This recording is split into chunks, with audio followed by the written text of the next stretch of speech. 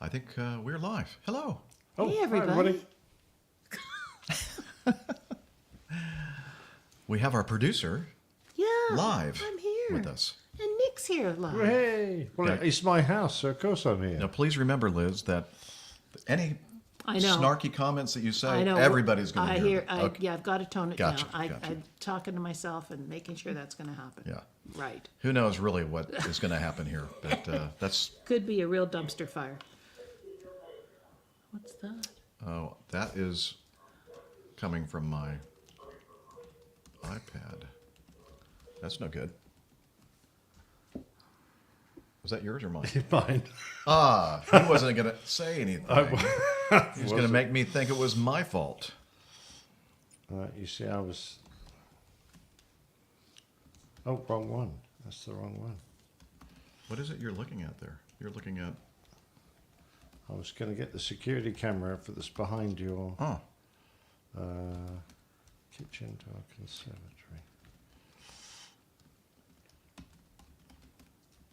okay. We're still getting things all lined up here, folks. But we're close. Oh, look, there's the back of your head. Oh, look. You can see the little bald spot on my back. The back of my head. Well, it's not as little as mine. No, you have a big one. I just said the actress. Just kidding. Okay, so Rick's not here with us. Oh, how are we gonna? Am I typing bothering you? No, Oh, good. no, just you being here is bothering me. Well, I know that. Consider that mutual. All in fun, folks. Yeah, we love each other. Really. I keep trying to convince Sure? myself. As far we as do. you know. Yeah. Yeah. So yeah, not from her studio in Ontario, but No. here live. Okay, Live. Oh, It's that's live.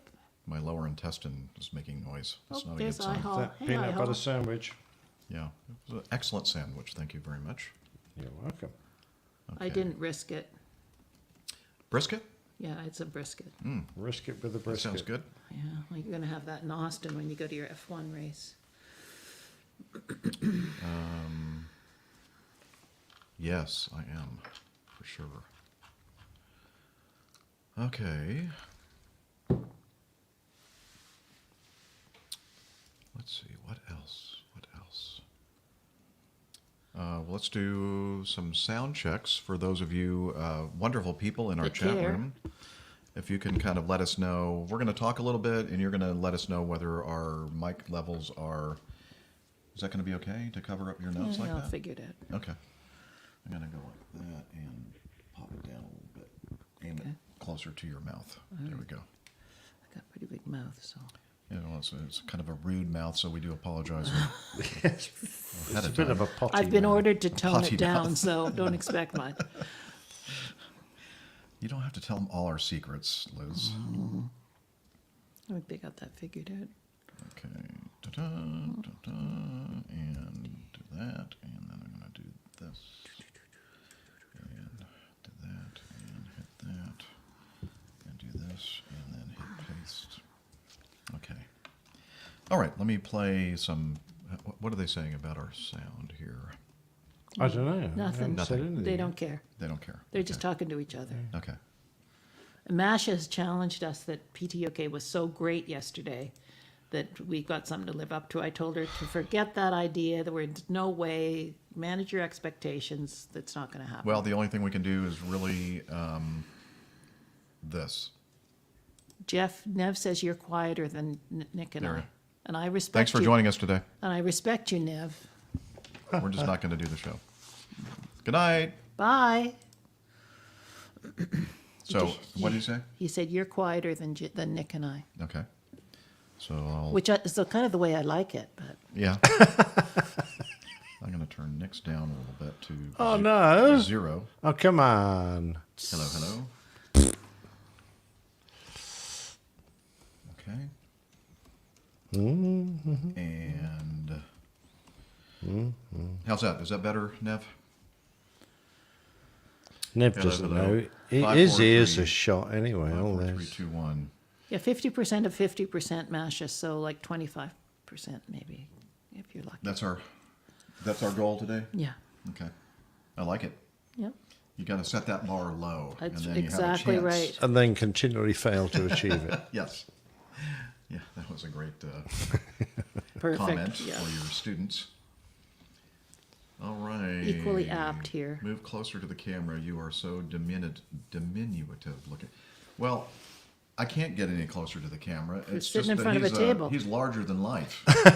Yes, well, I don't. Is it possible for you to move to the? I could move into the next Next room. room? Yes, that's no problem.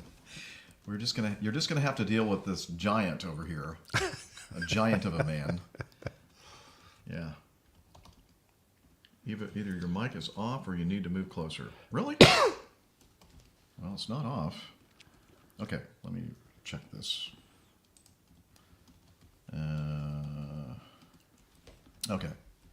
I just need more gain on this, I guess. But even though Nick and I are using the exact same microphones. Yeah, I haven't got a big wind But you're shield. closer. You're closer. I haven't got a big muff in front of mine. Yeah, well. Okay, testing. What else can we check here? We can look at the settings over here. Although that's going to affect everybody. Yeah. Oh, we could go echo cancellation. Well, No, we don't need to do that. Stereo audio? That'd be nice. Yeah, that's what I usually. Oh, thank you. That's what I usually select. Yeah. Why am I hearing myself? You're supposed to hear yourself, I know, Jeff. but I mean, I hear myself somewhere else, like we're on a speaker. Hello. yeah, Jeff is echoing Hello. now in the chat room. Why? I don't hear us anywhere. I can hear us like we're on a speaker. Is this on? No. I can't. I must admit I can't, but they're hearing it. Yeah. Hello. It's when I went to stereo audio.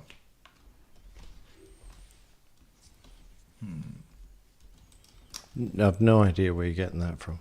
No. Jeff definitely sounds like you are only being picked up by the two other mics, says Al. Is she pulling our leg? No, I don't think so, sadly. I'd like Al to pull my leg. But Hello. Well, okay. well, it's his wife's birthday. I guess that was a little inappropriate of me Yeah. to say that, wasn't it? I know that things have changed all of a sudden. Hang on. Move those down. Okay. Has anything changed at all? They're still echoing. Laura's saying it's still echoing. Well, that was like, 25 seconds ago. it's like a room echo, not Yeah. on the feed. Well, going to get a bit of room echo here, but Yeah. Hello. You know what? I think we're just going to have to cancel hello. the chat room and we're just going to record this privately and you'll see it later when he publishes it. Bye, everybody. That's not true. Tap your mic, Jeff. Yeah. well, I'm hearing your mic, so I it's hear it. producing. Yeah, but they're not hearing it apparently. Well, how can they Hello. not? We're going through as a single feed, aren't we? Yes. Well, so they've got to Okay. hear it. So Al's okay. Al, you're lying. I'm going to mute microphones 1 and 3, and I'm supposed to be on number 2. Wait a minute. No, I'm number 1. I know what the problem is. User error? You know what I was doing? I was like, Yeah, I was doing you it did. relative to our positions here, but I'm actually 1, he's 2, and you're 3. So, okay. Well, I thought that would have been easy to remember, always being has to the be Boeing number 717 number 1 pilot. I can't figure things out. Sorry, folks. That's probably sounding better now. And okay, you talk, Nick. Yeah, I can hardly hear myself now. Okay, I'll move it up a Sadly, little I bit. can hear you. Oh, Likewise, And producer. there we go. And now you say something, Liz. say something, Liz. Okay. Now, how's that, Al? Is it all much better, says Nev. you know what I was doing? I was just turning down the wrong. He was Game. turning me up all the time. I was which turning him quite up like, and me down. User error, everybody. which Yeah. would have been perfect for the show because I screwed it up. A quiet Alrighty Jeff then. and a You know, if I'd really thought this thing out thoroughly, I would You have wouldn't have made come to England. me number 2 and you Yes, number you would have 1. done. We could swap the plugs around. Yeah, it's okay. We'll just leave it like this. Okay. You're getting close.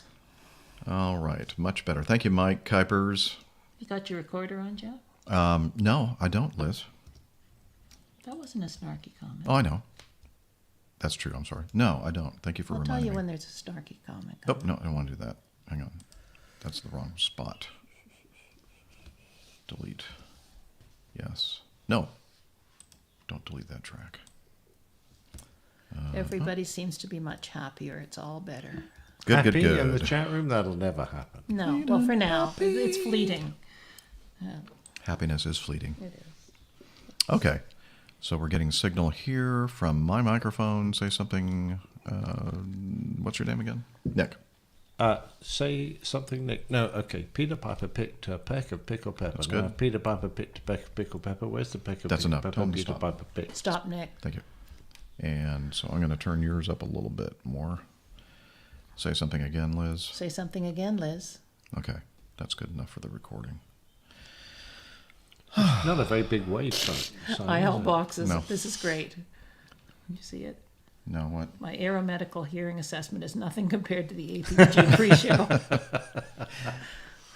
Yeah, you just go there and say, hey, I don't need a test because No. I'm already checked out. Al Okay. is very impressed with your diagnostician and problem-solving efforts there, Jeff. Thank you, Al. I do you know mean you're he- being sarcastic. He spent 10 minutes twiddling the wrong knobs. Yeah. Not the first time that I could say something, but Not the first time that's happened. I mean, like there are only 4 knobs to twiddle. Well, All that's right, let's twice as many as I normally have to deal with. This might also help. It's funny to think we were having breakfast with half of the chat I know. show I know. a couple of hours and we ago. saw Mazuz yesterday weird. and Nev, and Yeah. yeah, it's great. Okay, I'm going to run these up to 100%.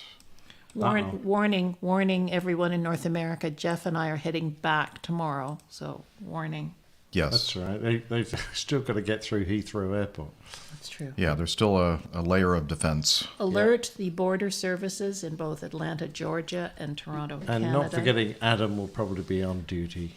So chances of you safely getting away from Heathrow are pretty small. Come on, man. Come on, man. Okay. And, okay. Has anybody else shown up on the crew? No, We're not expecting No. that. Okay, good. no, this is it. You got to deal with that's us. it. Yep, just the three of us. Disappointing, I know, for you, but it's the way it Me is. or them? Them. Yeah, not me. Okay, let me do the Radio Roger sound check. And you did put your recorder on? It's on. It's Okay, recording. good. See, just look over here and Oh, yeah. see the waveforms and all that kind of stuff. I don't pay attention to that. Okay. Well, you normally don't see that. I'd have to have pretty good vision. Yes, you would. You're listening to the Airline Pilot I thought you were next door. from our side of the cockpit door. I thought you were next door. Canada's next door to America. Yeah, it's true. Airline Pilot Guy episode 511. Okay, now, Phew, I thought he'd chat room missed. folks, let us know How how was that, that? sounded. And I also How need to did get... Roger sound? Roger always sounds great. I know, but did they hear Roger clearly Oh, and loudly enough? Oops. Oops. Nobody's responding. They don't care. Oh, It's not fair. I can't spoof him or anything. He's got Oh, eyes Ken like says- an eagle. well, Nev saying slightly low and Ken saying 5 by 5. So, the consensus seems to be good. Nev, it seems to be your off Nev, turn base. your volume up. Yeah. Turn your hearing aid up, Nev. Yeah, it's, By the way, Nev, Put your headphones I saw on. you. Did you hear somebody as you were walking outside of the hotel this morning yell your name? Because it was me, and you were walking around the corner, and then I walked around the corner, and he must have been hiding from me because I could not. I thought he was going out to his car, but I lost him. Jeff, he didn't want to talk. I know. I took that personally, Nev. Well, I was going to say that a was proper kind of goodbye, intended, I think. but he ran. I think Oh, when he there's heard me. Pip. Hi, Pip. Hey, Pip. pepperoni. Pepperoni. Okay, so Really not sure how we're going to do the intro thing. We'll just wing it as we always do. Okay, what else to check? We got recorder on. Nothing. Slides are ready, videos are ready. Okay. I'm ready with Roger's overlay. Okay. Then I think we should Get this show on the get road. the show on the road here. Let's hit this and you ready? Yep, ready. Okay, here we go. You're listening to the Airline Pilot Guy Show. The view from our side of the cockpit door. WAPG, it's the Airline Pilot Guy. Airline Pilot Guy episode 511. Yeah, he's up in the sky. It's the Airline Pilot Guy. Hello, you're listening to the Airline Pilot Guy Show, the view from our side of the cockpit door, with your host, Captain Jeff, broadcasting live from the Euro Backup Relief APG Blighty location across the pond in Hampshire, England. Today's show is recorded on the 25th of February, 2022. Yeah, he's up in the sky. It's the Airline Pilot Guy. Put your light and he's flying by. With the Airline Pilot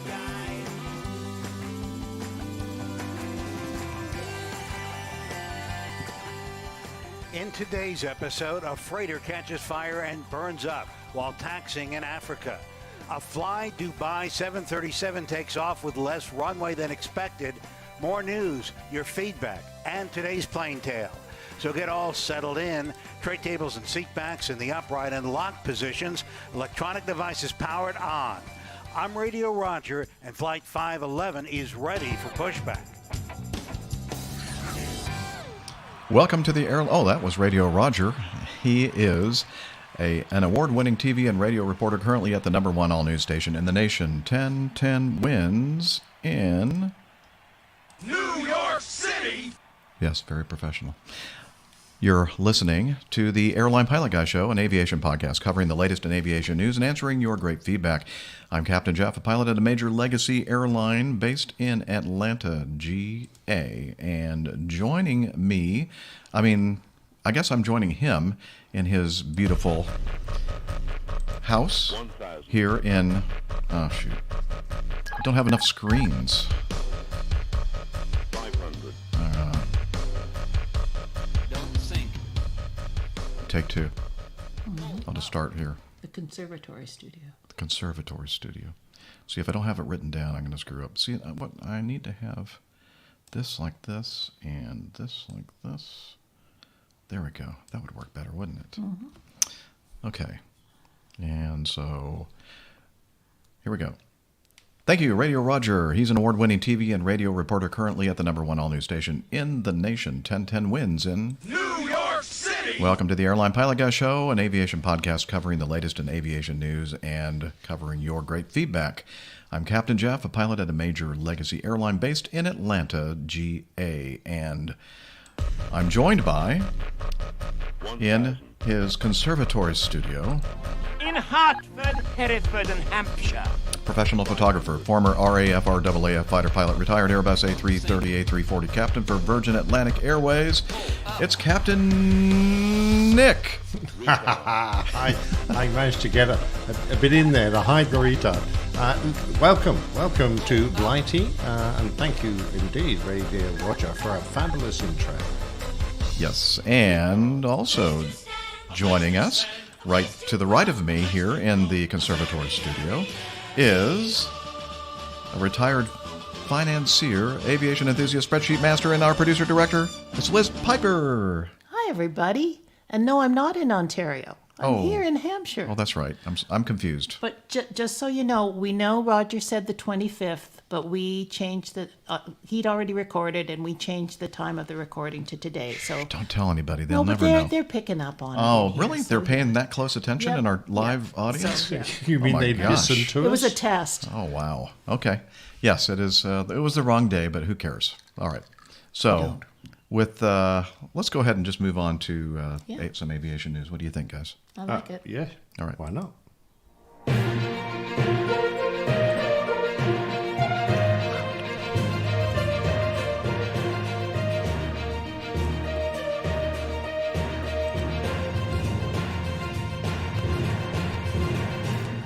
Stand by for news. All right, the first item, FAA to issue 787 airworthiness certificates, taking authority away from Boeing. The FAA, we just said that. A move coming as the agency oversees Boeing's efforts to address manufacturing quality issues. The FAA had previously taken over certifying airworthiness of Boeing's 737 MAX. The FAA today informed Boeing that the agency will retain the authority to issue airworthiness certificates for all Boeing 787 Dreamliner aircraft, the FAA said on 15th of February.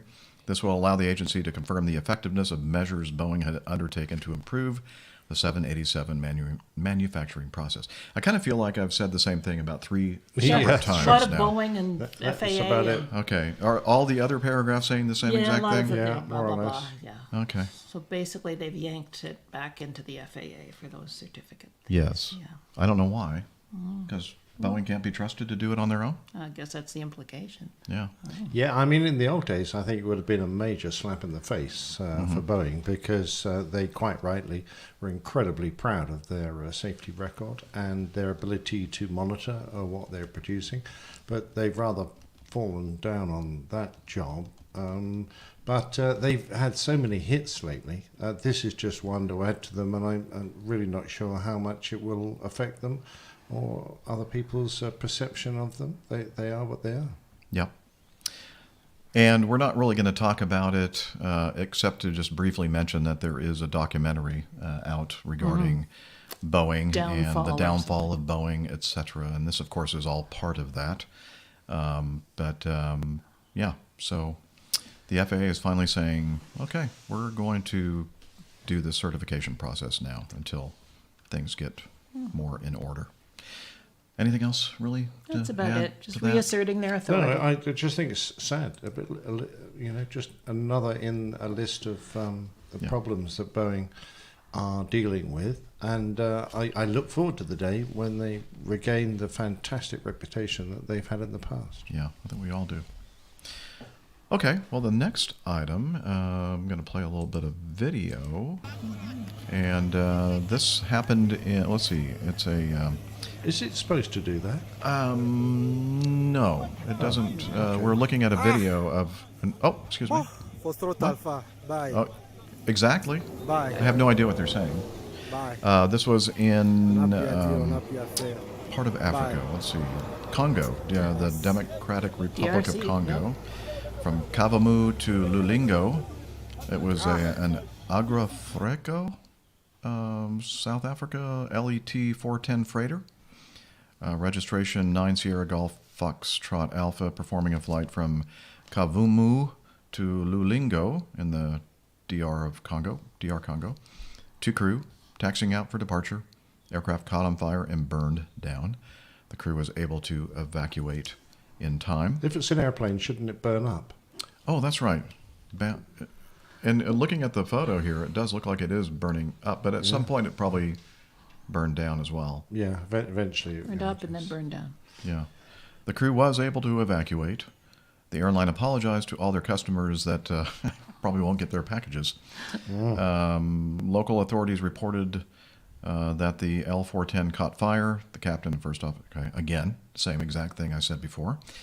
Well, not exactly. It was a little bit reworded, different. yeah. Reworded. So that's all we have, other than this video of the thing burning up or down. Kind of dramatic video and picture, and so that's about it. But that's all the information But nobody that we was have. hurt, so that's good. That's good. A lot of freight, I think, was burned up. But Yeah. And again, that's from the Aviation Herald. yeah. And we'll have a link to this in the show. Hopefully, at some point, they'll have a little bit more information regarding what Laura happened. was just asking why was that guy not using the hose on the plane, but maybe Oh. he just gave up. Maybe It probably that- decided that the phone was more expensive than the airplane was worth. True. Is that sitting on a runway? It looks like it's right in the middle of the grass there. Yeah, I don't think it's on a runway. Oh, anyway, No, it might be a grass field, I don't know. could be. Yep, it could be. It doesn't really give us much information here. Does not. No. But still, it's fairly dramatic, particularly since a lot of the fire seems to be centered around the flight deck. So Oh, yeah. glad the boys got out. Yeah. Or it might have been a lady, of course. Yeah.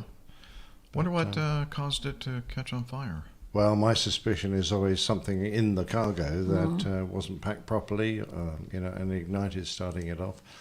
I always have a lot of respect for cargo guys because they do carry some pretty dodgy stuff, and you can't always trust the people that are putting the packages. You feeling okay? You've been complimenting Boeing and complimenting cargo? Oh, I thought you were really concerned about his health. No, not really. No, just his mental health. Yeah. Yeah, Gotcha. Okay. All right. I'm okay. Good. I'm just feeling in a good mood. That's good. We are too. Yeah, we're all happy to be together in person. We've had a good few days. Having Yeah. just met up with some other enthusiasts, Av Geeks. Geeks, over at the, and we'll talk about it, of course, getting to know us, but the PTUK 400 celebration, which was yesterday. I got to see a lot of people, and we're just giddy Yeah. Giddy. It was pretty nice. that we're finally away from that place. Well, Liz was giddy. Yeah. I don't know Yeah, if it was anybody giddy. Heard me. Okay. Let's move on to this next item. It was an incident. A Fly Dubai 737 has less runway than planned. And this is from Mentor Pilot. In a recurring incident, a Fly Dubai 737 crew, and I think what he means by that is this seems to be happening Yeah. quite often. Yeah, we're having a spate of these. Right. They lined up for departure using the wrong taxiway, further along the runway, almost overrunning it. It occurred on the 18th of February. Fly Dubai flight 1746. This is daily service departing from Belgrade Nikola Tesla Airport in Serbia. And he's not the bloke that made the cars. No. He's the other bloke. The other bloke. Well, I think it was named for him. though, Yeah. right? Oh, yeah, it was. Yeah. Okay. But I think, the actual Nicholas Tesla, was it Nicholas? Nikola. I think that he passed away a few years back. Yeah, might. Yeah, he's long gone. Anyway, its destination was the airline's base at Dubai International Airport in United Arab Emirates. On the day of the incident, the flight of the Fly Dubai 737 was running about a half an hour late. The crew planned to use runway 30. They would taxi onto the runway from taxiway Echo, which would essentially place them at the runway's threshold. From there, the crew would have 3,000 meters, 9,840 feet, of available runway. Plenty of runway, actually. If they wished, they could have backtracked on the runway's displaced threshold to gain another 300 meters. However, they did not enter the runway at taxiway Echo as they intended. Instead, they taxied along the parallel taxiway Alpha only up to taxiway Delta. From there, the flight only had 2,085 meters, which is 6,840 feet of available runway. Under the right circumstances, a Boeing 737-8, or that would be a 730, well, is this a Dash 8 or an 800? I think it's an 800, isn't it? Yeah, because the Dash 8, I think, is the designation for the MAX.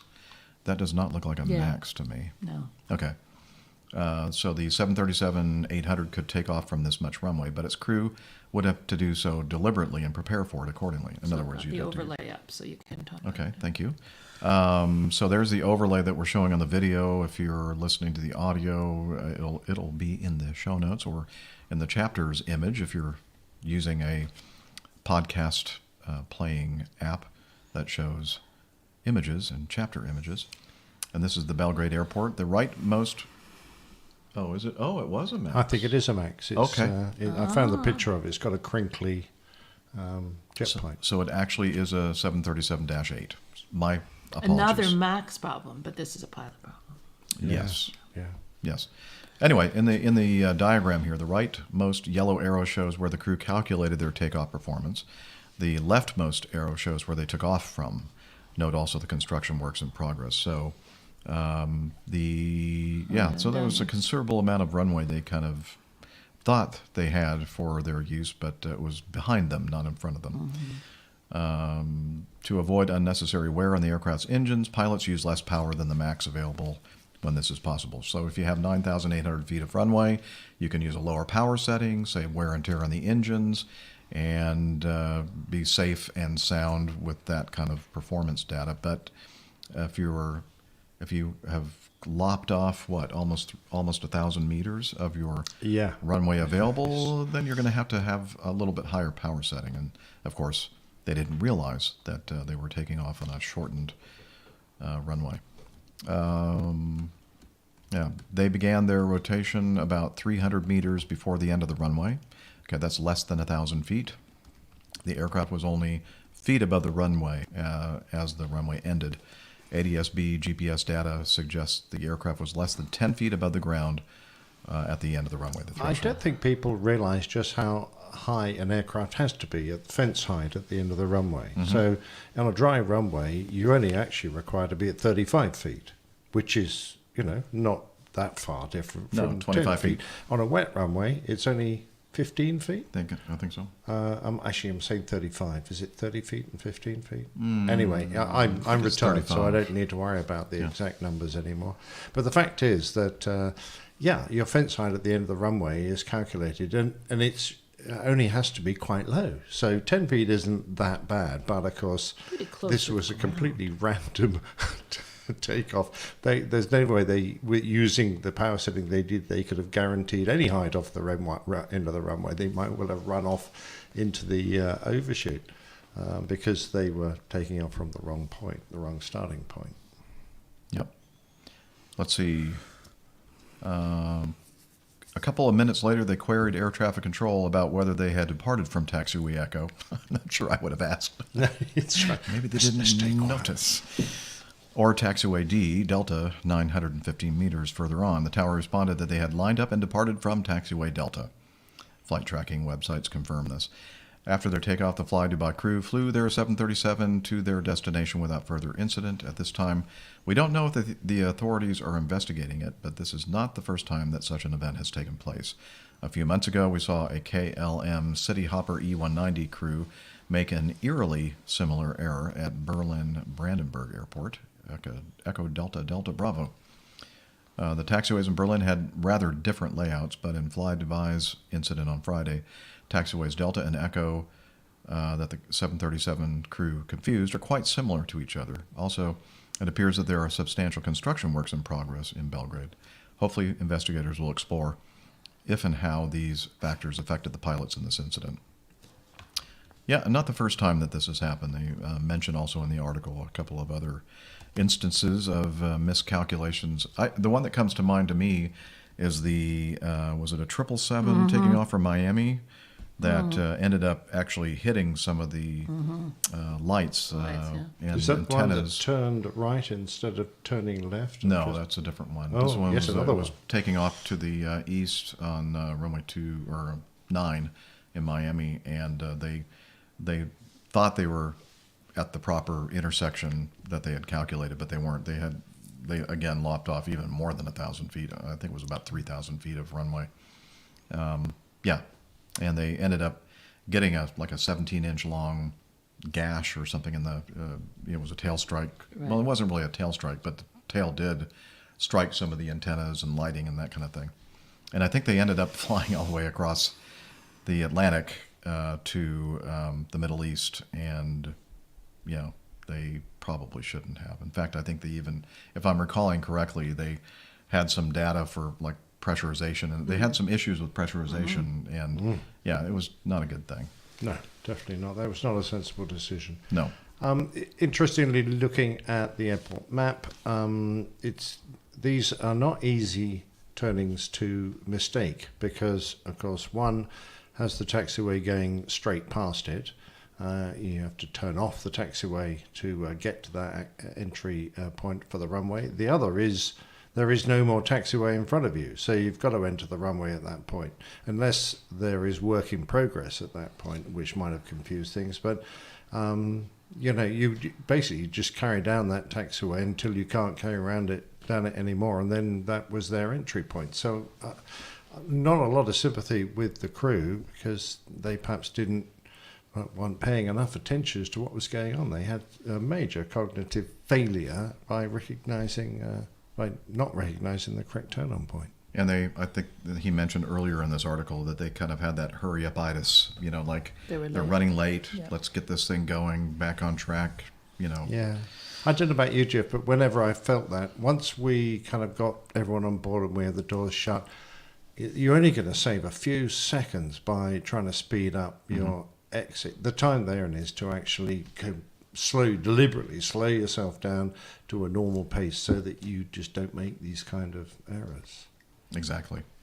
And I try to remember to brief that to my first officers and said, look, if we feel like we're getting rushed, let's just purposely and deliberately slow it down and make sure that we're doing everything properly and have both engines started. And I mean, you laugh, but we've had several instances on the 717 fleet, at Acme, where people have initiated takeoffs with only one engine running, and that's not good unless you have a really, really long runway.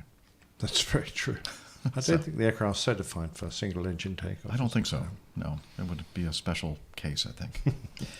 All right, let's move on to the next item, a TAG 737 at Maputo on the 9th of February, rejected takeoff due to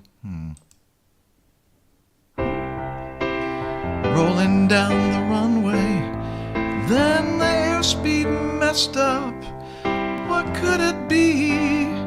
Could it be a bee? Should have written that down. Are we going to do the snowplow? No. Okay.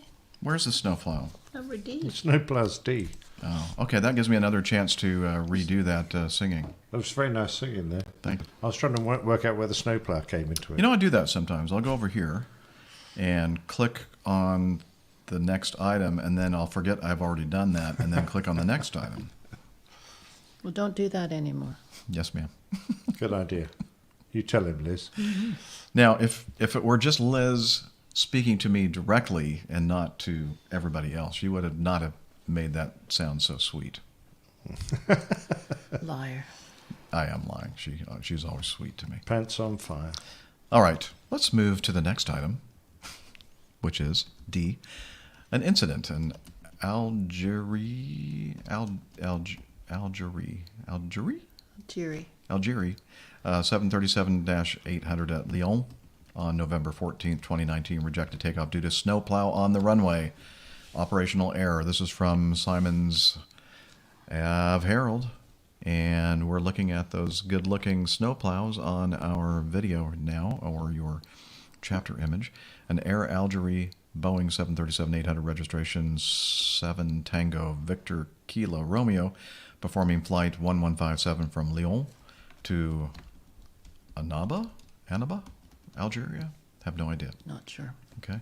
What do you think, Nick? This reminds me so much of the movie Airport. Yes. With the snowplows bearing down on the 747 and that engineer, I've forgotten the actor's name, sitting there chewing his cigar. Yes. Joe. Yeah, Joe somebody. Yeah, Joe. Yeah, anyway, so I hope that wasn't actually the situation with all those bulldozers lined up. But it's the sort of thing you really don't want to see on the takeoff run, is a bulldozer lined up on the runway. No. Let's see, they had 87 passengers, 6 crew, clear for takeoff, was accelerating on runway 35 left when tower instructed the aircraft to stop immediately after noticing a snowplow was entering the runway. The crew rejected takeoff at low speed. The aircraft slowed and stopped on the runway, then taxied to a hold short line and departed without further incident about 7 minutes later. The French Bureau d'enquête et d'analyse reported the aerodrome was operating in night conditions. Low visibility procedures were active. A ground controller cleared a snowplow onto the runway without coordinating with tower. Ooh, that's not good. Oops. Both controllers noticed the developing conflict. Tower instructed the flight to stop. The crew complied and brought the aircraft to a stop about 1,200 meters, 4,000 feet short of the snowplow. The occurrence was rated a serious incident and is being investigated by the Bureau d'enquête et d'analyse. On September 7th, 2021, the BEA released their final report in French, and then on the 15th of February of this year, they released the final report in English, concluding the probable causes of the serious incident where the runway incursion was linked to an erroneous clearance to enter the runway as a result of a coordination failure between the ground and tower controllers and keeping the vehicles cleared to enter the runway on the ground frequency. The following factors contributed: a high workload in an unusual context where the roles in the tower were sometimes poorly delimited. Ain't my job, I guess. The reopening of the inner runway after snow clearance, although the snow clearance of the taxiways to join them to the runway required the snow clearance vehicles to enter the runway. Okay. Practices without a clear framework regarding the use of frequencies for the vehicles during temporary runway closures. Stop bar configuration incompatible with the snow clearance paths taken by the vehicles. So there were a lot of factors here involved in this, but basically it was just miscommunication. The ground controller and the tower controller, were on different pages and weren't informing each other of what they were clearing things to do. Mm-hmm. Yeah, the good thing is that the flight crew managed to keep control of the aircraft. I mean, I'm assuming they are departing on a contaminated runway because obviously they've got snow clearing operations in force. Now, our briefing was that once you started a takeoff in contaminated runway conditions, you only attempted to stop in the most dire of circumstances. And this is obviously a pretty dire circumstance if a bulldozer snowplow is coming on the runway. Big lump of metal. Yeah, yeah, exactly. Huge chunk of but it's an indication of the danger, the difficulty that you can encounter if you try and reject on a very slippery runway. It's actually quite easy to keep control of the aircraft while you're taking off. But you try and apply the brakes, and if the friction coefficient is poor, as it would be in a contaminated runway, it's quite easy to lose control of the aircraft during the rejection.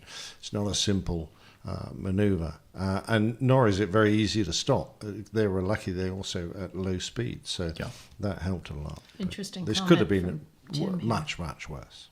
Sorry? Interesting comment from Tim in the chat room. Why don't you read it? He's saying, having plowed the runway at 9G2, the last few snow events, I can't believe the plow operator can't pay attention. Well, I don't know. Can you really fault the plow operator because he wasn't listening to the tower frequency and the fact that the airplane was clear for takeoff? Or, I don't know. You could look, I guess low visibility, perhaps you couldn't see the aircraft. So right. Blowing snow. There was a considerable distance between them, I'm guessing. Mm-hmm. Yeah. Anyway, not good. This sort of thing, leads to another Tenerife. Not as big, quite, but it's just the worst thing in the world. I can imagine roaring down the runway and finding there's a huge, great big obstruction in your way. Yeah.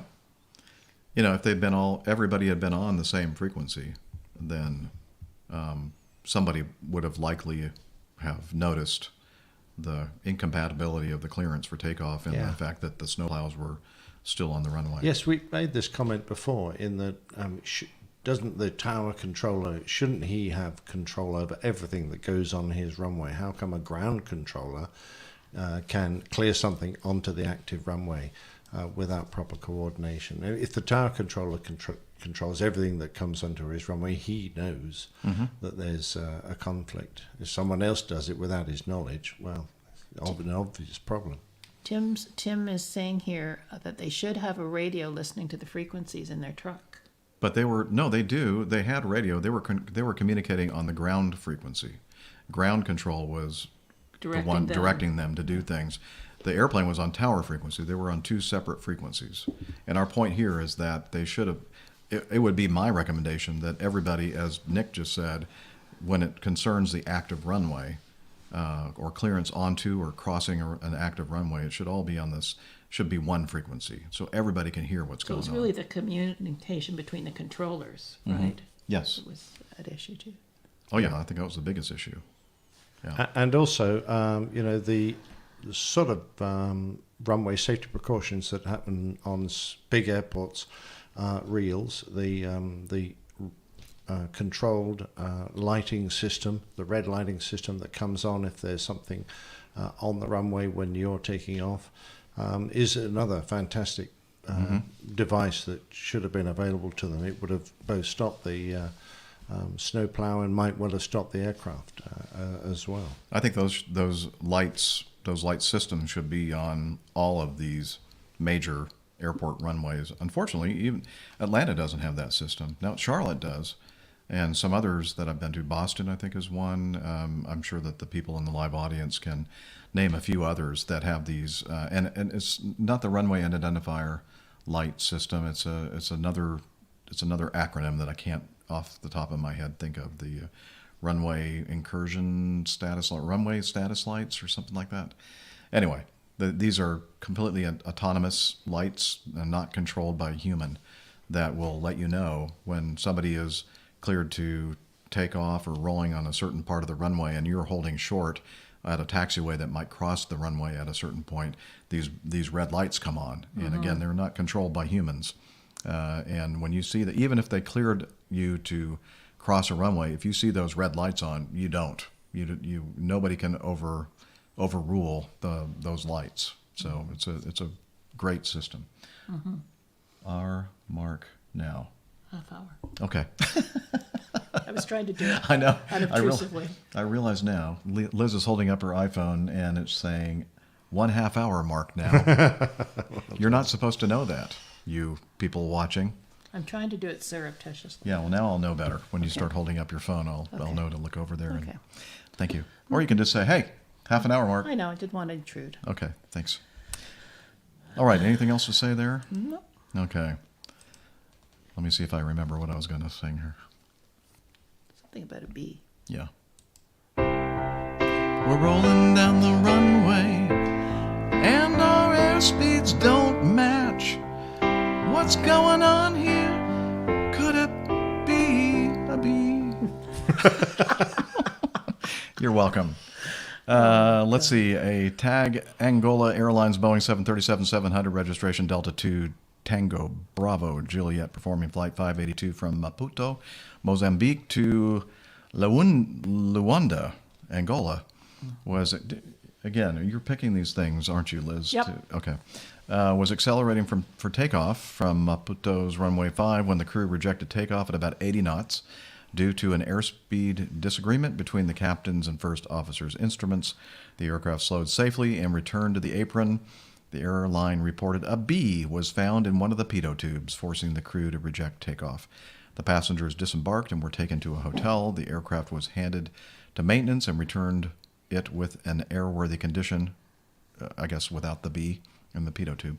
They returned to service. The aircraft departed again the following day after enjoying some honey. No. Absolutely. Yeah, Everybody got a wax. about 28 hours on the ground, reached Luanda with a delay of only 28 hours and 15 minutes. So This is the Lyon. Oh, this was the snowplow. Sorry, I didn't realize it was the second one. Yeah, Sorry. that's the snowplow. I'm thing. bad. Too late now. Yeah. Absolutely. Now, the thing I like about this is their prompt decision to reject the takeoff, because it's unbelievable the number of aircraft that have continued, they had warning before V1, but they continued on with disagreeing airspeed indicators, and some crashed. Others have successfully coped with the problem and got it back on the ground, but so much simpler at 80 knots when you do an airspeed check to go, oh, they're not equaling, they're not the same, let's stop. Yep. There's a reason why we do that check, yes, right? Exactly. Yes. So I just find it unbelievable that these guys brilliantly did it, but so many others haven't. Yep, you're right. Somebody was asking, why did it take 28 hours to fix the airplane? I don't know. Oh yeah, you just put your mouth on the blow on pitot it. tube. Yeah, make sure you let it cool off. Hey, Larry's here, and he's flown Air Algeria many times. Has he? Well, Yes. Wow. good for you, Larry. Wow, you're a braver man than I am, Gunga Din. Was this when you were younger and not quite Carefree? as wise Yes. as you are now, sir? I actually chose that item because it's sort of a continuation of our series on different kinds of livestock and animals and their interaction with planes, deer and moose and We are crocodiles. animal lovers here We at are. the APG. Yeah, exactly right. Including is there a possible show title? Flight of the Bumblebee or something. Bumbling bee. Let it be. Bumbling bee blocking. Good one. It's got to be a B in there somewhere, but pitot tube starts with a P. figure it out. Yeah. Well, just keep that in mind. Yeah. Liz is writing it down. Start I see. thinking, everybody. Yes. All right. And Tim Van Ram is saying we should be playing the Flight of the Bumblebee. Oh, yeah, you're right. I just wanted to sing "Let It Be." Yeah. I know. Let it. But by the way, it's not the one that the Beatles sang. It's "Let It Be" B-E-E. Well, you usually sing on Sunday, so you're kind of missing. That's true. I have to get it out of my system. I happen to like bumblebees. I don't think they're irresponsible enough to crawl into pea-toad proofs. No, they're good pollinators. They're probably too fat. Was a different type of bee then. Yeah, I think it was an irresponsible It was a murder bee or whatever they're called now. You know, those bad bees. Oh, the bad bee. bee. Oh, Yes. Al's got a good one. To be or not to be, B-E-E. And then Mike, it's about the takeoff. Are you going to be A bee-top A tube. beto Beto tube. tube? Oh, that's a good one. Okay. Lots of good ideas. All right. Well, there might be something else as we move along here. Speaking of moving along, let's do this. Oh gosh. That's okay. All right. This shouldn't take long. It's only us. That's Yeah. true. And We've all all been done doing the same thing. Who should be our spokesperson? Absolutely. All right. Getting to know us. It's the time of the show where we get all caught up on what we have been doing between shows. What was the last show, Liz? Do you remember? Sometime last Friday week. or something. Friday. Yeah, like a last week ago something Friday. like- yeah. So it's been a little bit more than a week, and it is now Sunday on the 27th of February. And as we mentioned at the beginning of the show, I did not so eloquently, we are in the conservatory studio in the beautiful village of Liss in Hampshire, and at the Nick and Jilly Anderson house. or Stately estate. Anderson Manor. Yes, very nice. Anderson Manor. We have no manners. Well, true. We've been looking for them. We haven't found them. They're not here. No, that's not true at all. Jilly has been a wonderful host, and she's such a great cook, and this place is so beautiful. And We're staying. We're not yeah, going we're, home. oh, shh. We're not supposed to tell them Oh, yet. sorry. I'm driving you to the airport tomorrow, so you're going somewhere. Yeah. Oh, okay. Well, those tests are going to come out negative. I mean, positive. Positive, yeah. You're yeah. still I- going I to paid the them airport. extra for that. Oh, we're going to be like living in the terminal, like Yes, Tom you Hanks. are. Absolutely. Lovely. You'll isolate in the terminal. So one might ask, what the heck are you doing over at Nick's place over in Hampshire? Just here to harass him. Yes, because we missed him and we wanted to visit them. And also, it just happened to coincide with the Plain Talking UK's 400th episode recording and Celebration. Absolutely. Yeah. And a great chance to get together. yeah, so Liz and it was kind of a surprise. I asked Liz about a couple of weeks ago. Yep, 2 weeks ago tomorrow. I said, hey, if there's a way for me to get you to, use some of my past privileges, would you be able to, take care of lodging for Poppy and Jake and Jack? join me? And I'm sorry, Jack, not Jake. I don't know. I call him Do you Jack. have a Jake? I do not. Oh, okay. No. Must be a different person No. that I'm thinking of. No. Anyway, she said, "Yeah, I think I can arrange that." Although it was like at first, It was a little bit of a struggle because I guess a lot of people suddenly in Canada are starting to travel, and so the first couple of people who I've used before to look after my dogs were booked up, and I thought, oh, this isn't going to work. Anyway, I was able to find a place for Poppy and a place for Jack, and I said, okay, Let's I'm do coming. this. We're doing it. So she flew down on Thursday from Toronto to Atlanta, and then the two of us went from Atlanta to Heathrow, London, on Friday. We got in Friday morning, and the lovely Jilly Anderson picked us up from the airport while Nick did all the preparation in the house, all the cleaning. Cooked dinner. Cooking. And, yeah. No, just kidding. He didn't do any of that. He walked the dogs. He I was wish I walking- had now. Yeah. And and then we met up and had a wonderful visit. We were having such a wonderful time, we postponed the show. That's why we didn't do it Yeah, on the we were thinking 25th. about doing the show on Friday, but we were kind of pooped. Pooped. And thought, maybe it would be better if we did this on Sunday. Turns out that it's not better.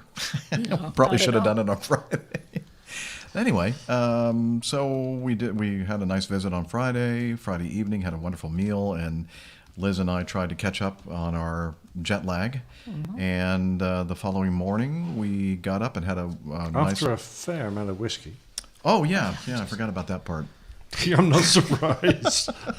Well, Nick and I do like the odd whiskey. Jeff was not a whiskey kind of No, but I did. I thought, got into it. I did. I had a very nice Scotch whiskey. Well, You had a Welsh whiskey Had some of from Al's whiskey. Captain Al. If you're still there, Captain Al, that was a wonderful whiskey. And so we enjoyed that, and that helped us And get we moved on to the Scotch. Yeah. Yeah. And we Did we? tried, Yeah. And we Don't tried remember much. about 4 of those. No. No, we did not. That is Well, not true. amongst all of us. Oh, amongst all of yes. us, yeah. Okay. Yeah. And then we got up and Got up and had a nice little light breakfast, and then off in the car and off to the Brooklands Museum, where the Plain Talking UK folks had their 400th episode recording Yeah, celebration. great thing. museum. I wish I'd had a chance to have a look around. It really is nice because yeah. they actually have tours of the of Concord where you can get on, and in fact that place holds a special place in my heart because the very first time that I made it to London, I was picked up by, I don't know if you've heard of this guy, Neville Bounds. oh, he's made Who- a very who's he? lovely comment here. Oh, okay. Neville has made a wonderful comment. It says, to all the APG crew, thank you very much for making the trek over. We all loved seeing you again. Yeah, and he says that now because he was Yeah. running away from me this morning. Right. And by the way, Laura, I had not been drinking this morning. And I wasn't seeing things. It was not an illusion. I saw Nev, and I yelled out to him, and I think he actually ran Yeah. to hide. Well, can I just interrupt you as I Yes. usually do? I think you missed out one of, to me, the nice parts was we were able to surprise the guys. They didn't know I was coming. Oh, that's So true, yes. That was kind of fun because we even didn't let Steph know until the last minute that I was going to be here because she joined up with us. Jeff will talk about that. Anyway, it was great because I was able to actually pull off a surprise and arrive there. Yeah, it was Which a was fun. big surprise, and it was like a minor miracle that I was able to keep that a secret because I'm not very good at keeping things secret. But yes, we surprised her. Of course, we knew Nick and Jilly knew because it would have been a kind of a rude thing to show up and say, "Oh, by the way." We wouldn't have had the bedroom ready. But Well, I did have to write to Nick when Jeff made his offer and say, "Can I come and stay, please?" And they were very gracious. Oh, and the said, other thing "Sure." would be that he would have been in his roadster Yes. with only a 2-seater. That would have been. I'd been strapped to the yeah, I'd be still at Heathrow, and Jeff would be driving Liz Right. No. to my place. I don't want to drive here. I don't trust myself to drive here. Anyway, so Jilly picked us up, and anyway, it was a wonderful time. But Steffi did join us too. Steph Yeah, joined that us. was unbelievable. I mean, you you'll guys hear talk. about her, I guess, next week if we can get her on. But Yeah, we'll let her tell her own tale. But she was here briefly. very briefly. Attended the event yesterday. We had the 4 of us got time to spend together, which was great. But then she went right back up to Heathrow last night and stayed over and is almost at JFK, I think, as we speak. So Yep, and having fun, looking great. Everyone was delighted that she was able to come. She gets lots. yeah, they of didn't hugs. care about the 3 of us. No, Not she at gets all. a lot more hugs than I Yeah. do. That's Oh, me for too. sure. Yeah. Yeah. For some reason. And we were just sorry that Rick and Nick couldn't Yeah. make it because that would have been the icing on the cake. It would have, yes. Oh. Maybe next time. Yeah, still, it was a good show, wasn't it? The 400. It was great. I don't know how they're speakers. going to top that for the 500th, so I Actually, wouldn't bother going to the 500th. Anybody? No.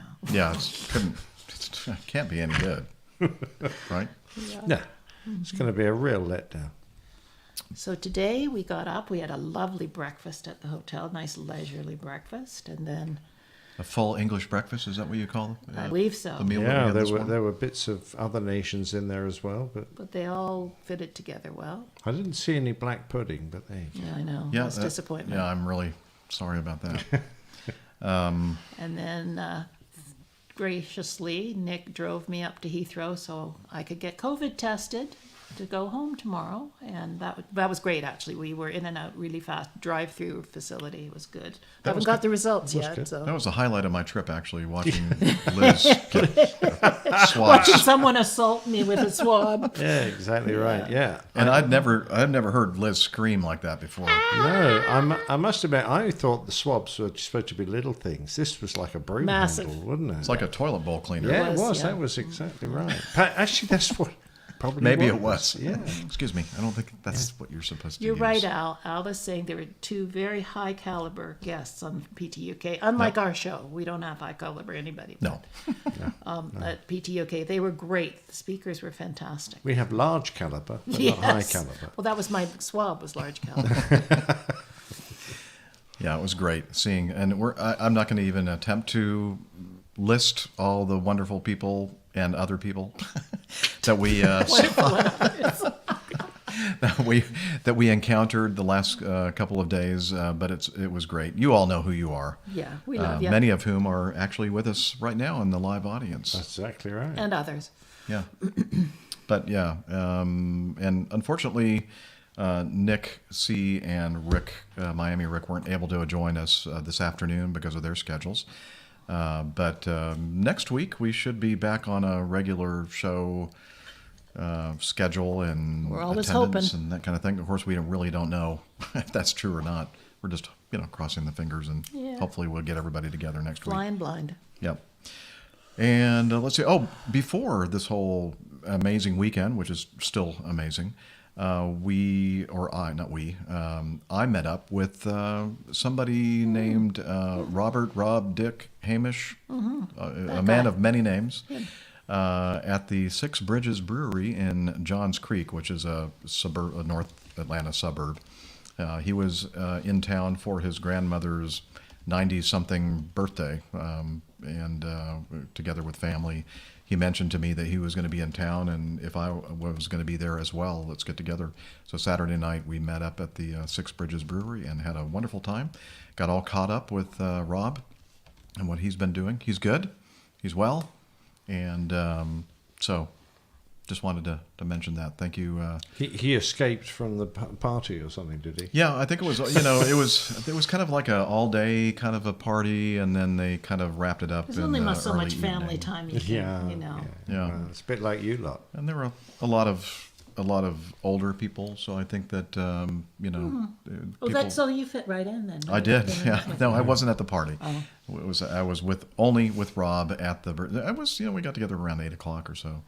And Nice. so after I sang at the masses on Saturday, I just drove over and met up with him, and we had a good time. So I just wanted to mention that.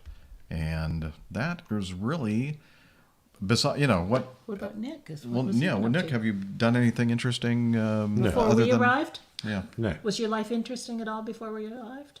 Yes. Yeah. You put the mockers on it, but it was fine until you two pitched. How about you, Liz? No, I was just getting ready to come and have fun with you guys. So yeah, I was running around and dropping the dog off and the cat off and getting COVID tested again and all that good stuff. So yay. Yeah, it's really, I mean, I have not traveled for a couple of years, and it's just like all the documentation you have to get and understand the time frames and which type of tests. And of course, going home, because I'm going home via the States, I have to comply with U.S. entry and then Canadian entry, and then it's just, you got to have your wits about you. So Yeah. And after the show, I'm taking my test. Mm-hmm.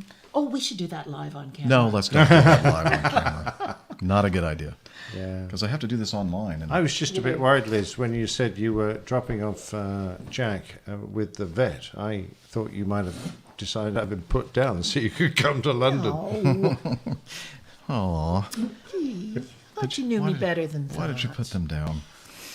All right. Why don't we talk about last week's cover art for episode 510 of the title of the show, Crackpots and Coffee Pots. And you weren't on the show with us, were you? No. Power failure. Oh, that's right. Yeah, that's right. They had a big windstorm here and Storm knocked out Franklin. is it Franklin. Okay. Or Eunice? No, that was Eunice. That was a it different Eunice? one with a funny name. Eunice. Yeah. Okay. Yeah. A lot of blowing going on here. Yeah, Blows. Blowed the power out in the internet, and so he couldn't join us. But he still, we gave him some ideas for the cover art and the title, Crackpots and Coffee Pots. And if you're watching your chapter art, we're showing that now and also on the video. Wow. So tell us what's going on here. I haven't a clue. I was.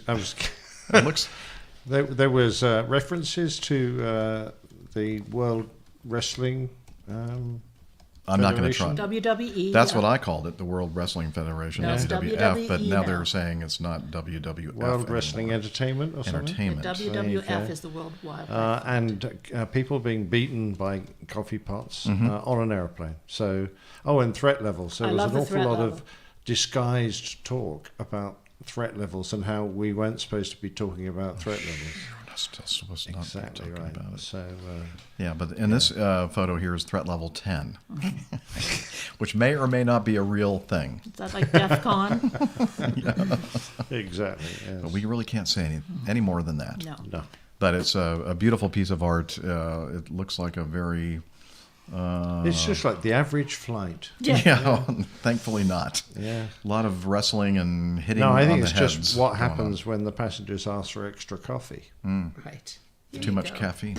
Yes. All right. You want extra coffee? I'll give you extra coffee. Actually, that bloke in the red and white hat suit looks very much like someone who's sitting next door to me. But Me? yeah, I reckon he's a. Did you put my face in there? Seriously, did you? I can't tell. Is that I me? know you can't tell. How will you ever know? Oh, yeah, I do remember wearing that mask. Yeah, that's right.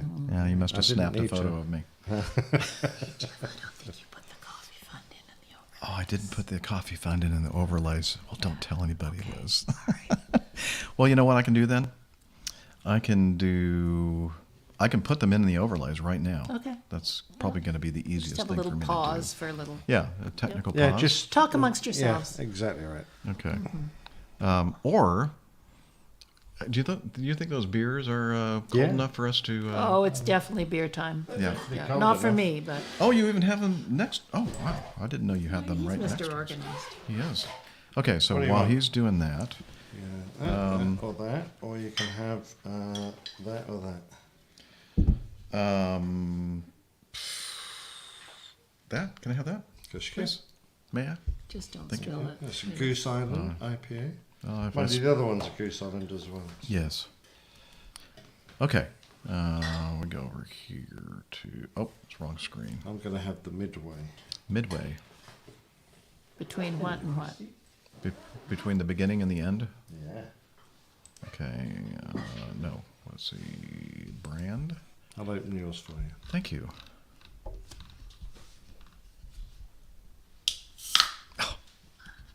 I can't believe these aren't permanently in StreamYard. Well, no, he has to update the It's word. because the names are different every The names are changed every week. Why? Because different people contribute to our coffee fund. Ah, every week. that bit. Okay. Yeah. It's not worth even trying to explain why we're having to do this. Oh, we did have a beer spill. Here, let me get some paper. Just sit there. Just sit there. Don't move, you two.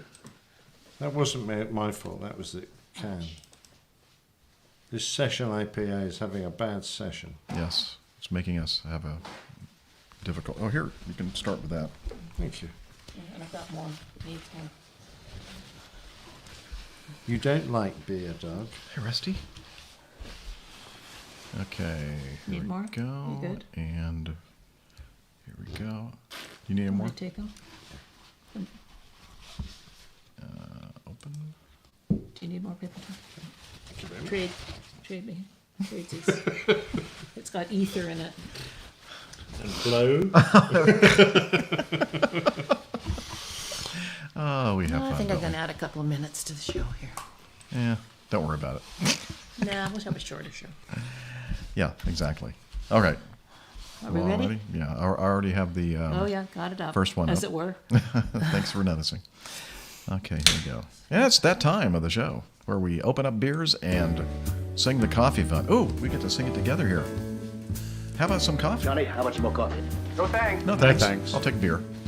I love coffee. I love tea. I love the APG community. Coffee and tea and the Java and me. A cup of beer. Okay, the coffee fund. Hang on. is your way, dear listener, to support our show financially. And you can do that a couple of different ways. The first way is what we call the Coffee Fund Classic Method. And since the last episode, Chris Randall, Mazut's Karim, who we just saw yesterday and last night. Absolutely. Hi, Mazout. And he sent us a lovely email. Oh, he did. And Vigner Orngwanethan. Pronounce that for me. What? The last name. Yes, okay. Okay. And I got it. Okay. The other way to support us is via Patreon. You can become a patron at patreon.com/airlinepilotguy. And since the last episode, we have a new and don't let me get in the way of all this here. Executive producer Luis Cateras? I have no idea. He's a new executive producer, and we have Ed, a new assistant senior executive producer. So thank you very much, Ed. And he didn't want to use his real surname and last name He's because so famous, he only goes by one name. Yeah, and I think he was in some kind of a show. Yeah, kids show. Yeah. Ed and, he's a horse. Yeah. Of course. Thank you, Ed. Yes. Mr. Ed, we're going to call him. Thank you very much. And so if you, dear listener, want to join this great group of people and horses, head over to airlinepilotguy.com/coffee, and you can find information about how you can join this great group. And now it's time for some feedback. Hey. Yay! And I need to drink some beer. Cheers. Cheers. Captain, incoming message.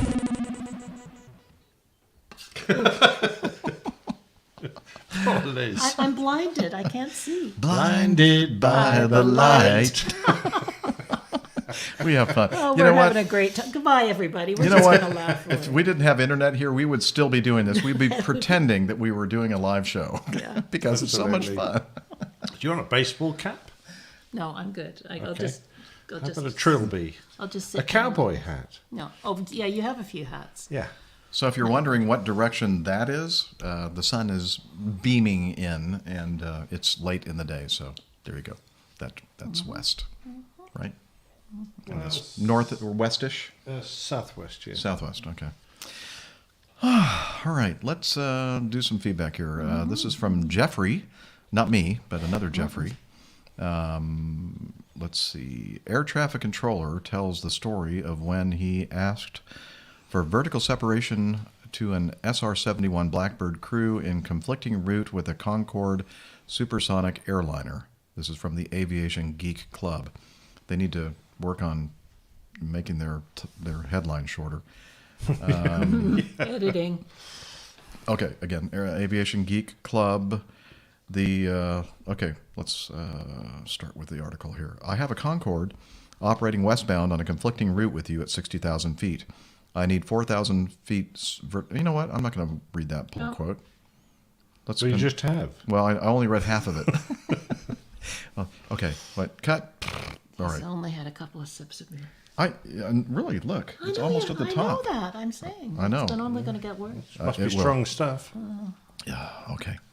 The Aerospatiale BAC Concorde was a British-French supersonic passenger jet airline. Really? They all know We have this. to know what... Yeah. We all know what a Concorde is. Yeah.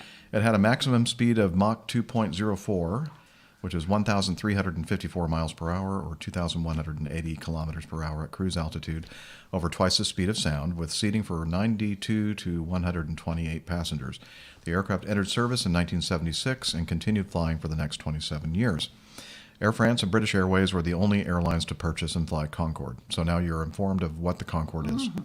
Aircraft flew at a cruising altitude of 60,000 feet from where passengers could see the curvature of the Earth, which is very disappointing to those flat earthers out there. Oh, look at that helicopter out there. That's a interesting one. Oh, yeah. That's an older... Yeah. What No, is instead it? of one of those little gyroscoper. Oh, Yeah, it is a it's gyroscope. Yeah.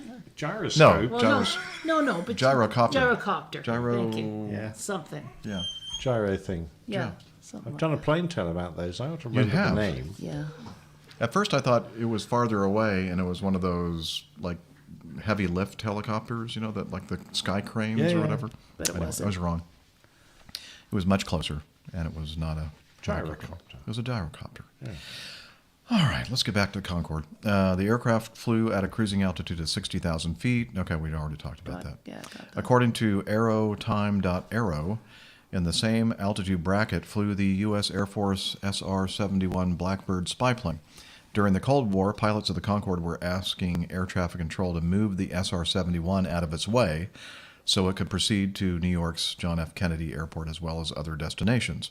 Peter Clark, former air traffic controller, remembers an interesting story appeared on ATC History titled Concorde in Conflict with an SR-71 Blackbird. If you type the above subject into your internet search, it comes up with stories referring to a possible conflict between an Air France Concorde and an SR-71, which many doubt actually happened. But we're going to pretend it did. Pretend, yeah. The following, the controller says, the following did happen as I was the controller. I read an account from a Concorde captain on the BBC news site a few years ago who was being interviewed about Concorde after it had been taken out of service. He narrated this story as it was unique for it to be suggested Concorde could possibly be in conflict at the altitude it cruised. There is also a documentary that has appeared on the Quest TV channel about the SR-71 Blackbird, during which one captain relates this story from his perspective. And it says, here is my version. Flying between 55,000 to 60,000 feet, Concorde was above the subsonic jet aircraft. It was given this vertical profile of 5,000 feet as the actual altitude the Concorde would level off at, dependent on what the actual temperature was on that particular day. This temperature could also vary during the crossing, so the aircraft would adjust altitude accordingly. One or two executive jet aircraft could possibly reach 43,000 feet on a good day, but they were still not a problem to Concorde. On one particular day, however, I did control another aircraft that could more than match Concorde, both in speed and altitude, the American military SR-71 Blackbird Mach 3 Plus spy plane. Sometimes military aircraft crossing the Atlantic would have a reserved route kept clear for them in order for formations of jets to refuel en route as necessary from an accompanying tanker. Okay, the SR-71 had more than sufficient range for the crossing and was operating solo. Although we could control many, and I think in that they mean just a single jet, not a flight of jets. Although we could control many American subsonic aircraft like the C-141, bing, or C-17 heavy cargo aircraft, or maybe even troop carriers on our track system, they would not communicate with our HF radio station near Shannon. Instead, they would use an American military HF radio station, Croton, in Oxfordshire. Or is it Croton? How do you pronounce it? I'm lost where you are. Oh, I'm right here. Oh, Croton. Croton. In Oxfordshire. Not like Croton. Say it again. Croton. In Oxfordshire. Like most military units, they had a regular change of staff. So generally, the radio operators had a very limited experience of the operations they were handling. Keep it simple for them, and it was okay. Anything out of the ordinary, and it caused much confusion. I was controlling a westbound Concorde, just entering my airspace, when I received details of an SR-71 coming eastbound on a route that would conflict with Concorde. The SR-71 did not always fly supersonically. It was doing less than Mach 1 on this day, but it was still at a very high altitude. I've been told it was above 600, in other words, above 60,000 feet, approximately. Concorde was operating up to 60,000 feet, and the vertical separation standard at that altitude was 4,000 feet. I sent a message to the American radio operator to ask the exact altitude of the SR-71. A few minutes later, the answer came back, above 600. I telephoned the radio operator explaining I needed the exact altitude. The radio operator's response was, I'll patch you through. The operator had a facility to operate a two-way switch on the radio. Push it one way, you could transmit over the telephone. Switch it the other way to receive. At the end of each transmission, you had to remember to say over in order for the radio operator to know when to flick the switch. I was now talking directly to the pilot of the SR-71. This is the Shanwick controller. Confirm your altitude. Over. SR-71 says, we are above 600. Over. Me. I need to know your exact altitude. Over. SR-71 says, above 600. Over. Me. Am I to understand you are unable to give me your exact altitude? Over. And then the SR-71. Affirmative. Over. These aircraft had a stealth capability and could fly at very, very high altitudes, often above 70,000 feet. They did not, however, want anyone to know exactly what altitude they were flying, so they would switch off their radio signal that would indicate altitude to a radar operator once they climbed. Me, okay, I have a Concorde operating westbound on a conflicting route with you at 60,000 feet. I need 4,000 feet vertical separation. Do I have it? Over. The SR-71 says, you sure have. Over, I guess. Me, that's all I need to know. Thanks. Out. Just another little moment to brighten my day. So, Wow. Yeah. Imagine how fast they were closing on each Oh, other. yeah. But I guess he said that in this case, the SR-71 was subsonic, but still, it's had to be a very, very quick... I'm going to wave my little okay. BS flag at some of that because an aircraft flying at 70,000 feet subsonic needs pretty big wings, like a U-2 True. or the other one, the TR, The Triumph. That's it, the Triumph. An SR-71, it doesn't exactly have high lift wings. No. So I say he probably had to be supersonic to be up at 70,000 plus. Probably. Yes. So And they this were is closing very fast. This is from a supersonic jet operator. But there again, I wasn't there. Yeah. Interesting. Well, it makes for an interesting story, though. Oh, it does, yes. Good tale. absolutely. Yes. All right. Well, thank you. Who sent this in? Jeffrey. Jeffrey, thank you for Great name. sending that in. Yeah, I love that name. Okay, and then that was from the aviationgeekclub.com. All right, continuing on. Oh, wait a minute. Does this mean that Hillel's not going to be with us I today? think we might, yeah. He might still be able to make it. No, because I didn't invite him, and he's not in my toilet. We're going to patch him in. Well, we'll see. Oh, he about might that. still be in Jeff's toilet. Yeah, well, I mean, who isn't? I don't really know what that means. It sounded good. But Hillel made a trip, and I think he's still over still there. there? Yeah, to Israel, and he sent us some audio feedback because he had a meetup over there. Yeah, So he did. let's Here we take a go. listen. Greetings, APG listeners. Wow. This is Hillel, and I am not in the bathroom. I am in Israel, actually, at a very lovely pub in the city of Ashdod, and I am here with Eyal Shai, who is a former Israel Air Force officer and is now a flight instructor in the only flight academy in the state of Israel. And I just wanted to say hello to you and give him a chance to say hi. You may have recalled Eyal in the chat of the most recent podcast. And so I'll shut up and let Eyal say hi. Hello, APG crew and listener. I'm happy to meet Hillel here in Israel. And I'm happy to be one of the APG members or friends. And hope to see you. Everybody that come to Israel is invited to meet me. I'll be glad. Thank you very much, Eyal.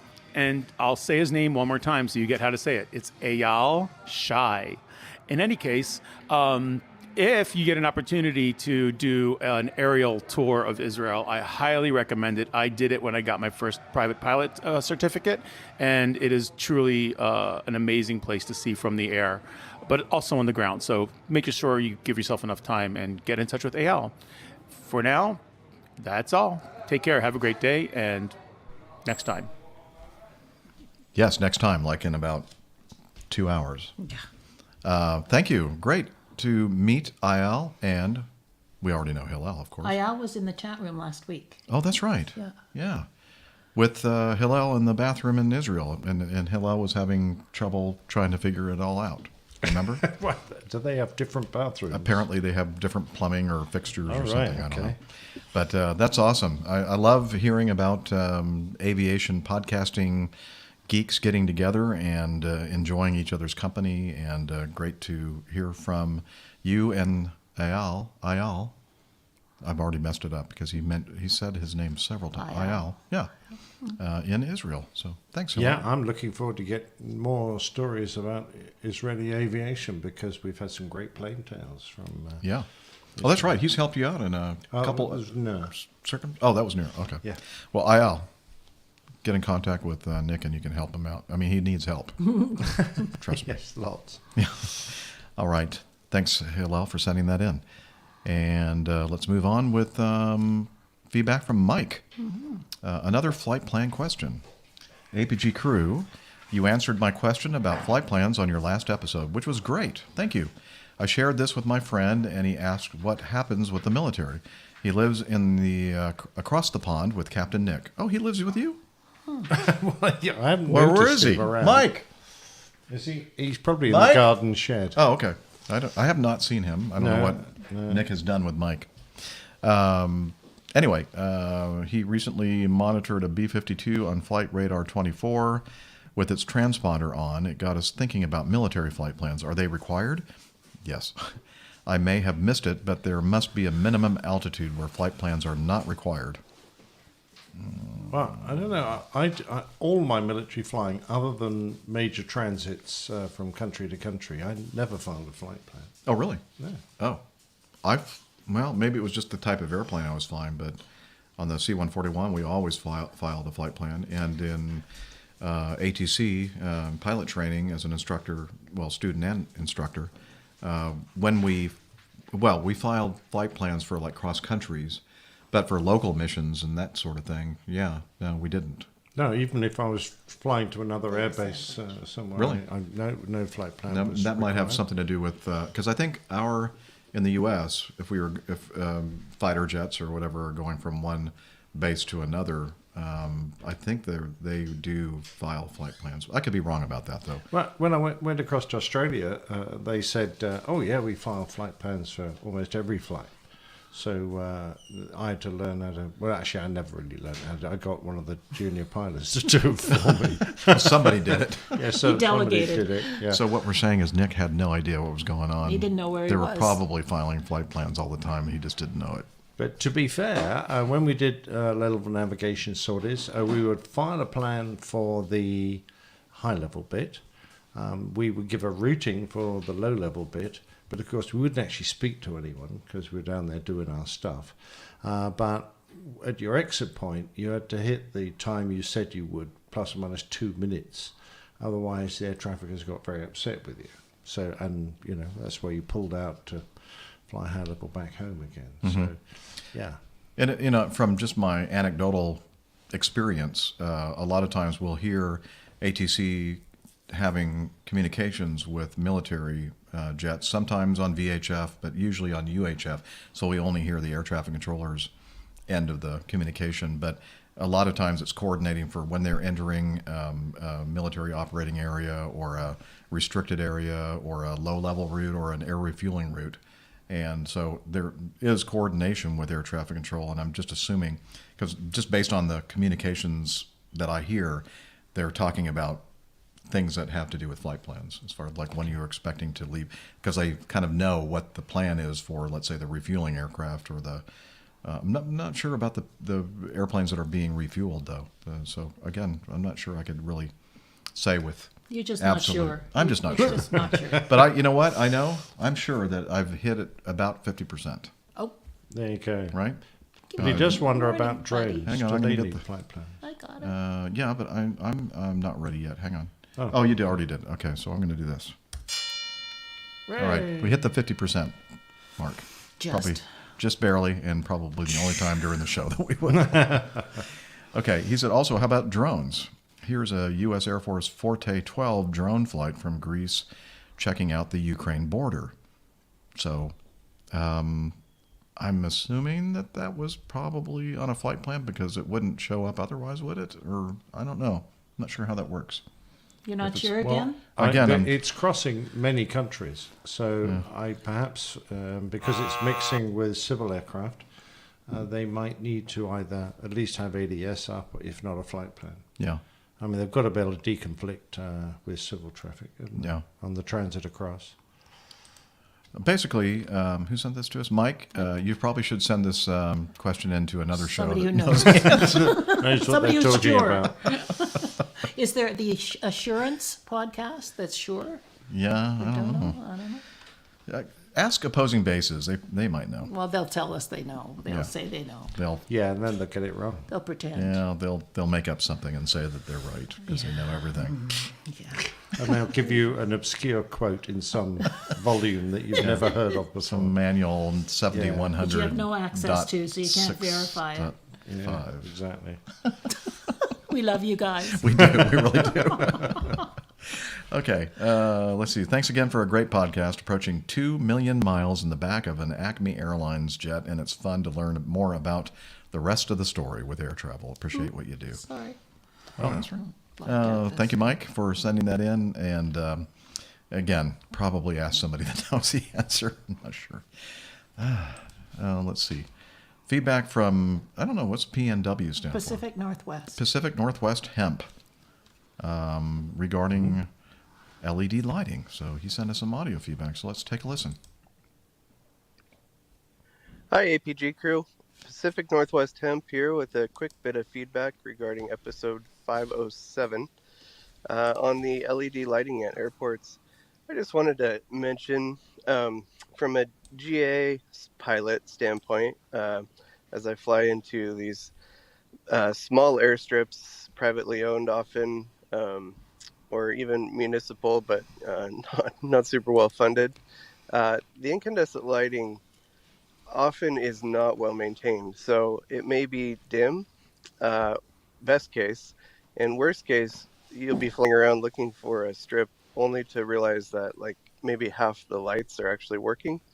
So that, big 2,000 foot strip that you were looking for is only lit on one side, or 3/4 of the way on one side. It's very interesting. So the LED lighting has really changed the game from that standpoint. Once those airports switch out to LEDs, they are basically perfect. They're super bright, and they work all the time, and it's fantastic. So not relevant to an airline pilot flying into big airports. Totally get that.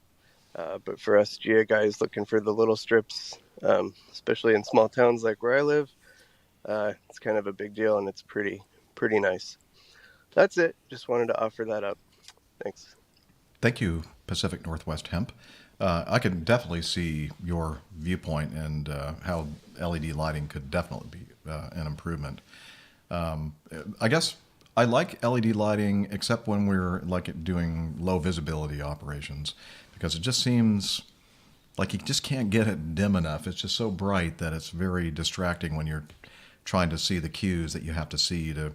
Well, in some airplanes you don't have to see anything. But once you get on the runway, sometimes those LED lights, even when they're able to dim them now, but they're still almost too bright. I guess maybe it's just the characteristic of the lighting as opposed to incandescent lighting. But I could definitely see in the operations of small airports, and they're usually VFR only kind of operations, how that would be a good thing.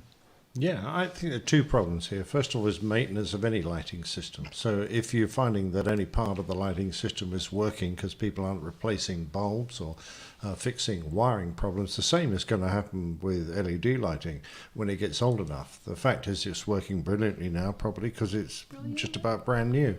But give it a few years and you'll probably find that if they're not maintaining their equipment, the LED lighting will be equally patchy. The only thing I am with Jeff here, the only thing I disliked about LED lighting was introduced just before I retired, was its intensity. Absolutely piercingly bright at times, and air traffic unable to lower it to a comfortable level. So, if you really did need to find the runway on a really grubbly day, that was fantastic. But on a normal night, I've actually found it uncomfortably bright. And I've got rheumy old eyes with cataracts. And if I was finding it bright, someone bright young first officer with clear eyesight must have found it incredibly intense. Yeah. I have to say, though, since you've retired, they have kind of improved upon the intensity levels. You mean they were just being mean to me? I think so, yeah. They wanted you out of the air. Yeah. But just make it uncomfortable for I guess, turn the lights on. To be fair, regarding incandescent and LED lighting, the LED lighting, the bulb, well, they're not really bulbs, the LEDs. light emitting, the diodes. they last a lot longer than a typical filament incandescent.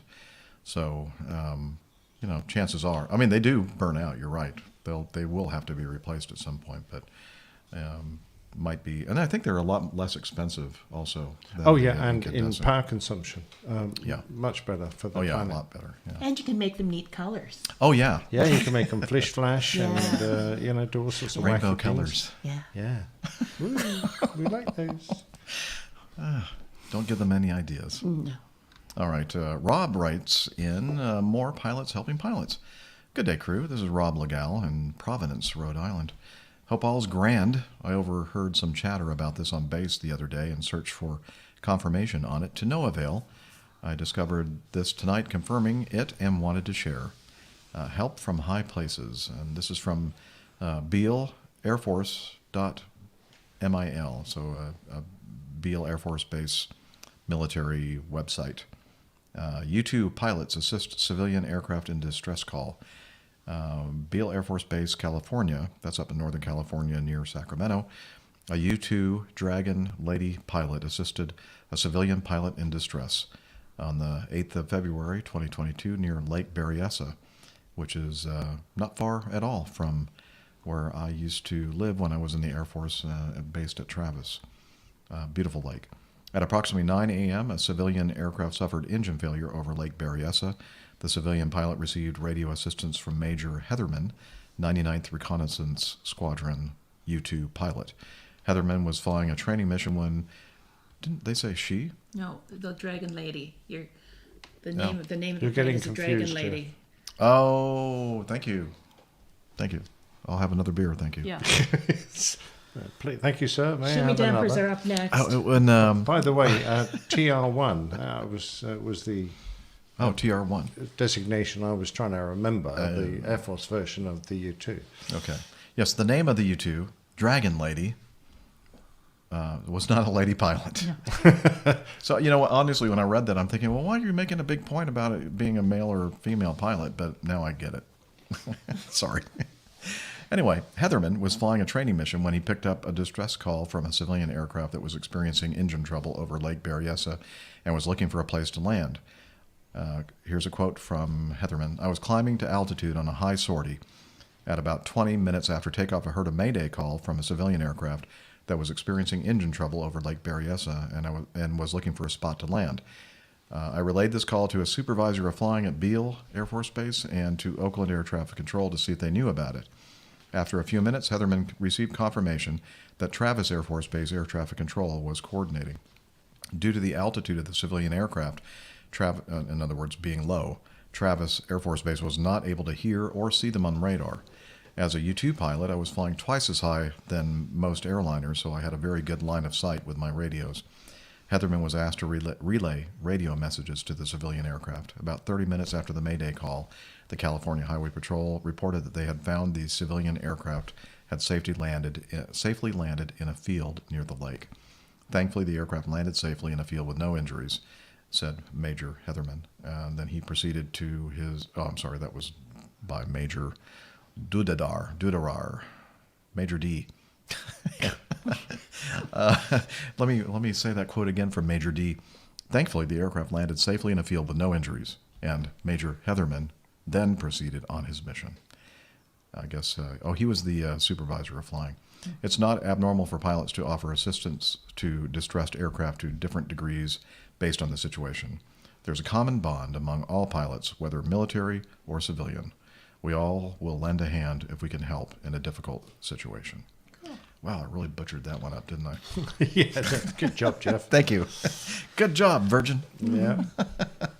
So they're quite right, because unless you're a pilot, you may not realize that UHF and VHF radios, the frequency they work on, unlike a high-frequency long-wave radio, it can't bounce off the atmosphere, and it can't really go through solid objects very well. So when you're flying down low, you will only be able to transmit just about as far as you can see, hence the term line of sight. Mm-hmm. So an aircraft way up can get a very good range on their radio, only really limited by attenuation and the strength of their transmitter. So it's not unusual to be able to transmit several hundred miles if you're Did you ever up high. assist a pilot, a GA pilot, when you were flying? Not a GA pilot, another military pilot who ejected. Right. Yeah.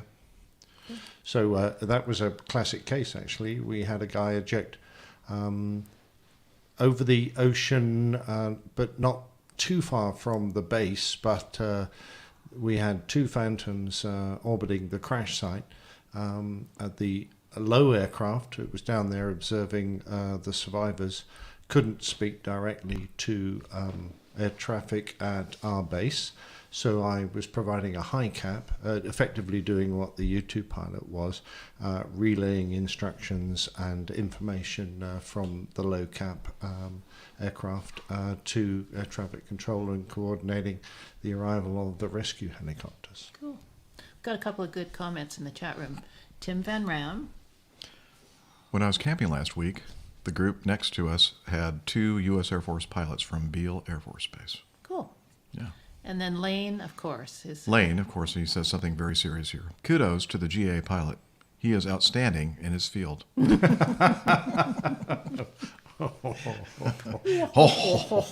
Chortle. Wait. That's a knee slapper there. Yeah. I'll slap him. All right. Well, good job. Good job. Let's see. Dragon Lady. Dragon Lady. That lady pilot. Never mind. Riley, next one. Riley, helicopter crash in Tasmania. Hello, Captain Jeff, Steph, Rick, Nick. Nick. This is my first feedback. Here's a bit of background information. I'm 15, turning 16. He is 15. Going on 16. In just under a month. I live down under in Tasmania, Australia. I'm sorry, everybody. I've started to get my first pilot's license. I go to a school with aviation theory. We have 6 flight simulators and 2 virtual reality sims. Cool. This school term, we are building a stabilator for an aircraft that we're building. Cool. 2 days ago, a helicopter crashed here at Launceston? Launceston? Yep, Okay. that's correct. I have no idea. Okay. Well done, Liz. The pilot died while fighting the fire. They flew out of my local airport. I had the privilege of meeting this crew the day before the crash. Here are some websites for us to look at. Okay, so he gave us some links. And this is from Young Gun, Riley. Tasmania News. This is from tasmanianews.com. No, this is 9news.com. .au. Tasmanian water bombing helicopter pilot had been hailed a hero after crashing to his death fighting a bushfire in the state's north. The 41-year-old northern Tasmanian man had been fighting a blaze that had burned through more than 16 hectares. Hectares, Thank you. When he crashed near Piper's Brook, about 40 kilometers north of Launceston on Monday afternoon. Police confirmed his death at the scene after being called to a field near Piper's Brook Road about 3:20 p.m. And there's a picture of the firefighting helicopter. It looks like a Huey. It does. Huey. Railton Fire Brigade Chief Ross Crack said the man had been fighting the Labrina fire, which was downgraded to an advice warning on Monday.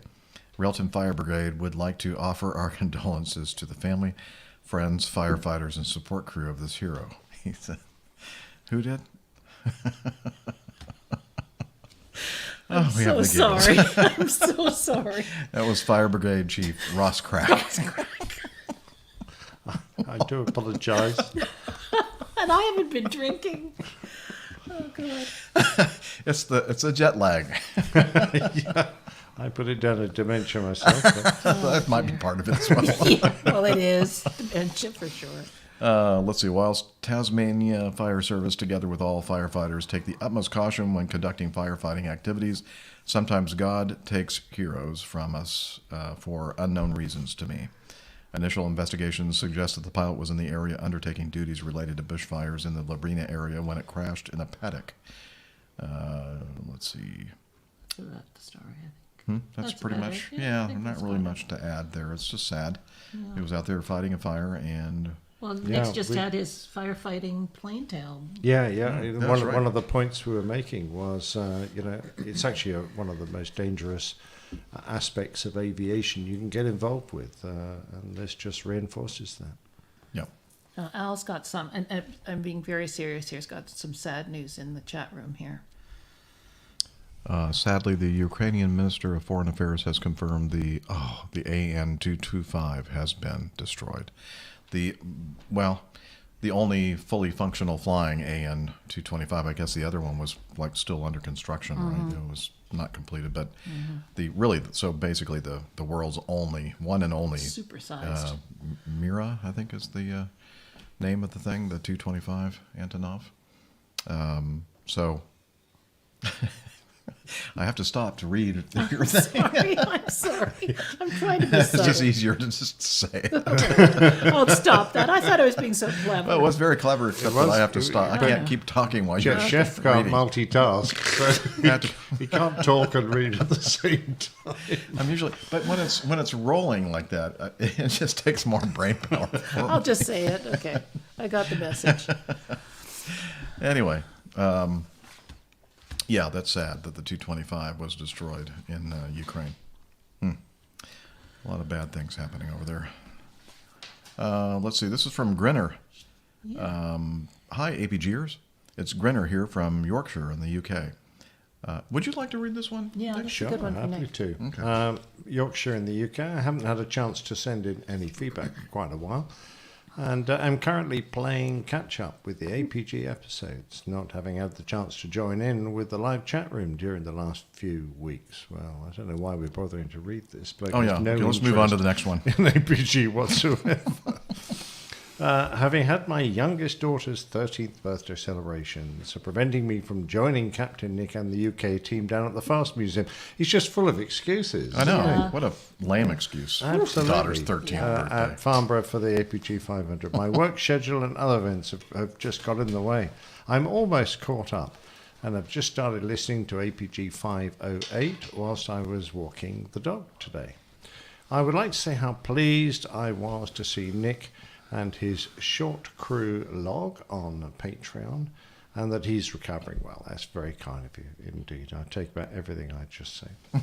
I wanted to provide some feedback for you in response to the discussion about the Air Arabia A320 that took off in the wrong direction at Sharjah, UAE, and more specifically about MPL, multi-pilot licensed cadets, because we were kind of casting dispersions perhaps on the way that system works, but from a point of view that we didn't know a lot about it. So hopefully he will reveal everything.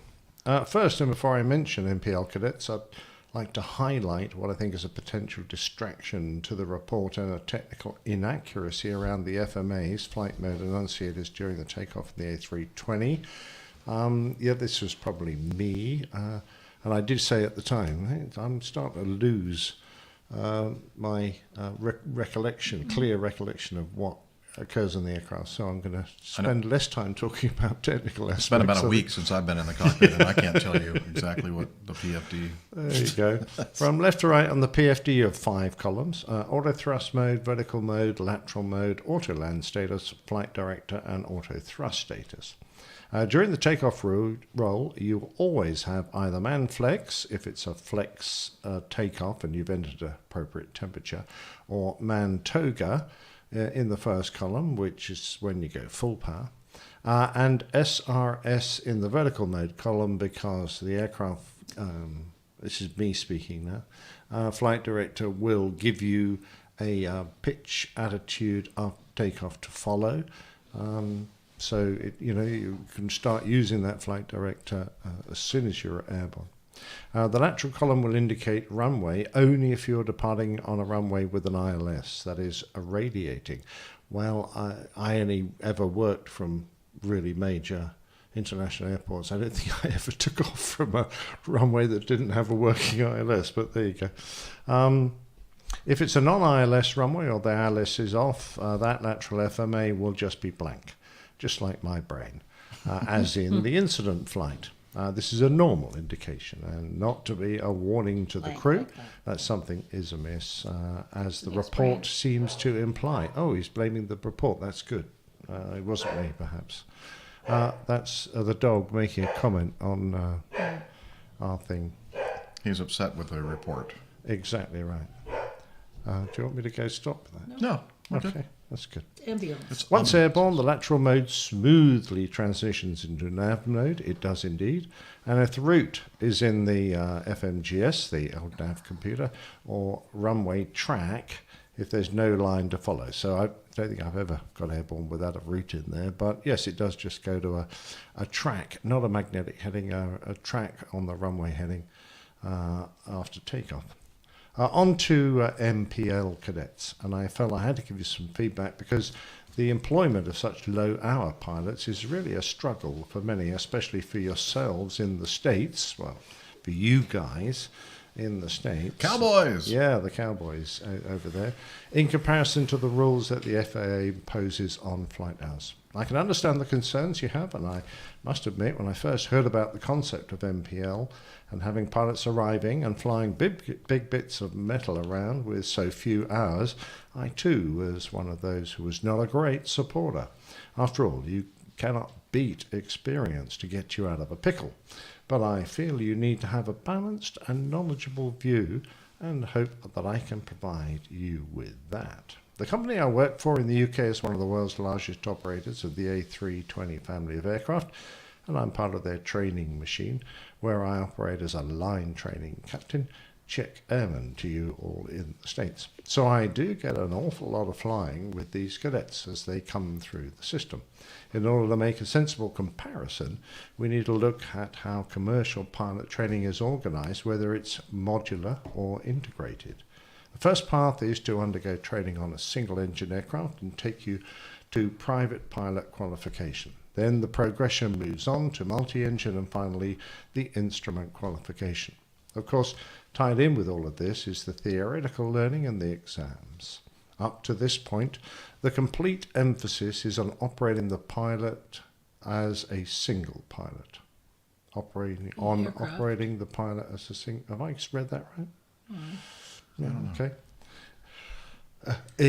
So I guess he's saying that the emphasis is on operating as a single pilot.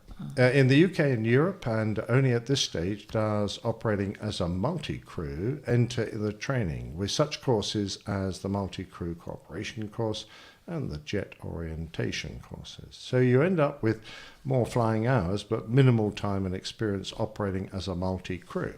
The MPL course, which our cadets embark on, is specific to our company. They learn to operate as multi-crew from day one, even when flying single-engine stuff. And they have SOPs that are devised around our company procedures and used on the A320. They do fly some solo stuff, so yes, they do a first solo, just like everyone else, but please remember, anyone embarking on an MPL course is doing so as an embryo pilot for our company, and not to take granny for a Sunday flight. They fly single-engine, multi-engine, and complete their instrument qualification to the same standard required of an integrated student. And of course, they have to pass all the same exams, but most importantly, they're doing this operating as part of a crew, completing the elements of multi-crew course and completing real-time simulator flying, not some FNPT2 device. I guess he's referring to a very basic base sim or something, base trailer.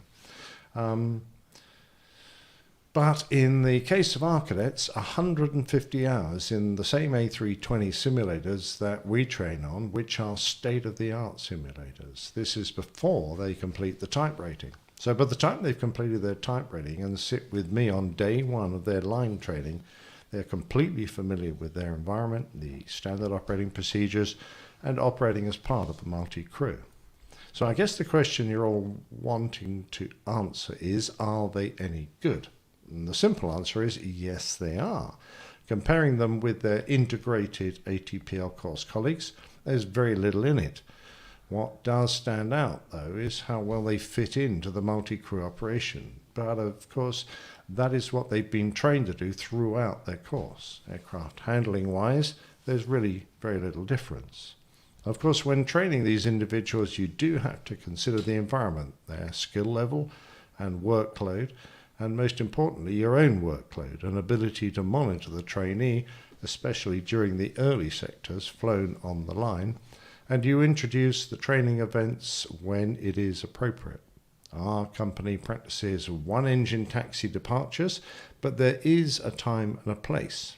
The Air Arabia incident is a classic case of an experienced trainer getting caught out trying to do too much. Do you want to quickly recap on that? I think that was the incident where they were instructed to proceed to a runway at a runway intersection, and instead of turning, I don't remember the exact compass direction, but I seem to recall it was a westerly or northwesterly direction, like a left turn in this case. I think they turned right, or it may have been from the other side of the runway, so a different direction of turns. But they ended up turning the wrong direction and proceeded to take off or initiate a takeoff roll in the wrong direction, which with much less runway than they were expecting to have.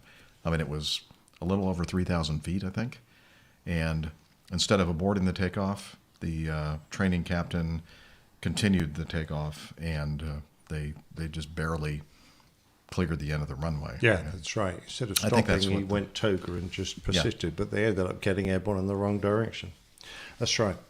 This doesn't get away from the fact that we're still talking lots of low-hour cadets straight into a medium jet cockpit. But in Europe, we don't have the luxury of lots of regional airlines flying around in little turboprops, providing lots of hands-on experience, or big militaries with reasonable numbers of pilots leaving each year. Certainly what there is out there cannot satisfy the demand of the airlines. So I hope that paints a better picture of MPL cadets and answers a few questions along the way. All the very best and blue skies to everyone. It's great to hear from someone who actually has real-time experience with flying with these MPL cadets. Yeah, that's a very balanced assessment, I would say. Thanks, Grinner. Yeah, thank you very much, Grinner. That's great. Yeah, so maybe we were too hard on the whole concept of MPL, and maybe we're just in this reality where we have to do this because otherwise these airplanes can't fly with passengers in them, taking them to all kinds of neat places. I think from our background, we would have a natural tendency to go, well, we flew hundreds of hours of very demanding training to get to where we want. How on earth can someone do the same job with a mere 200 hours? But the answer is, with the right type of training, I think it can possibly be made to work well. The future will come out, I guess. I don't know if the jury's still out. Perhaps not. Yeah. And I love our aviation community, that we have people listening to the show who have real world experience with us and can educate all of us. Absolutely, yeah. Learning every day. But I have to say, before we move on, that he's wrong, of course. No, I'm just kidding.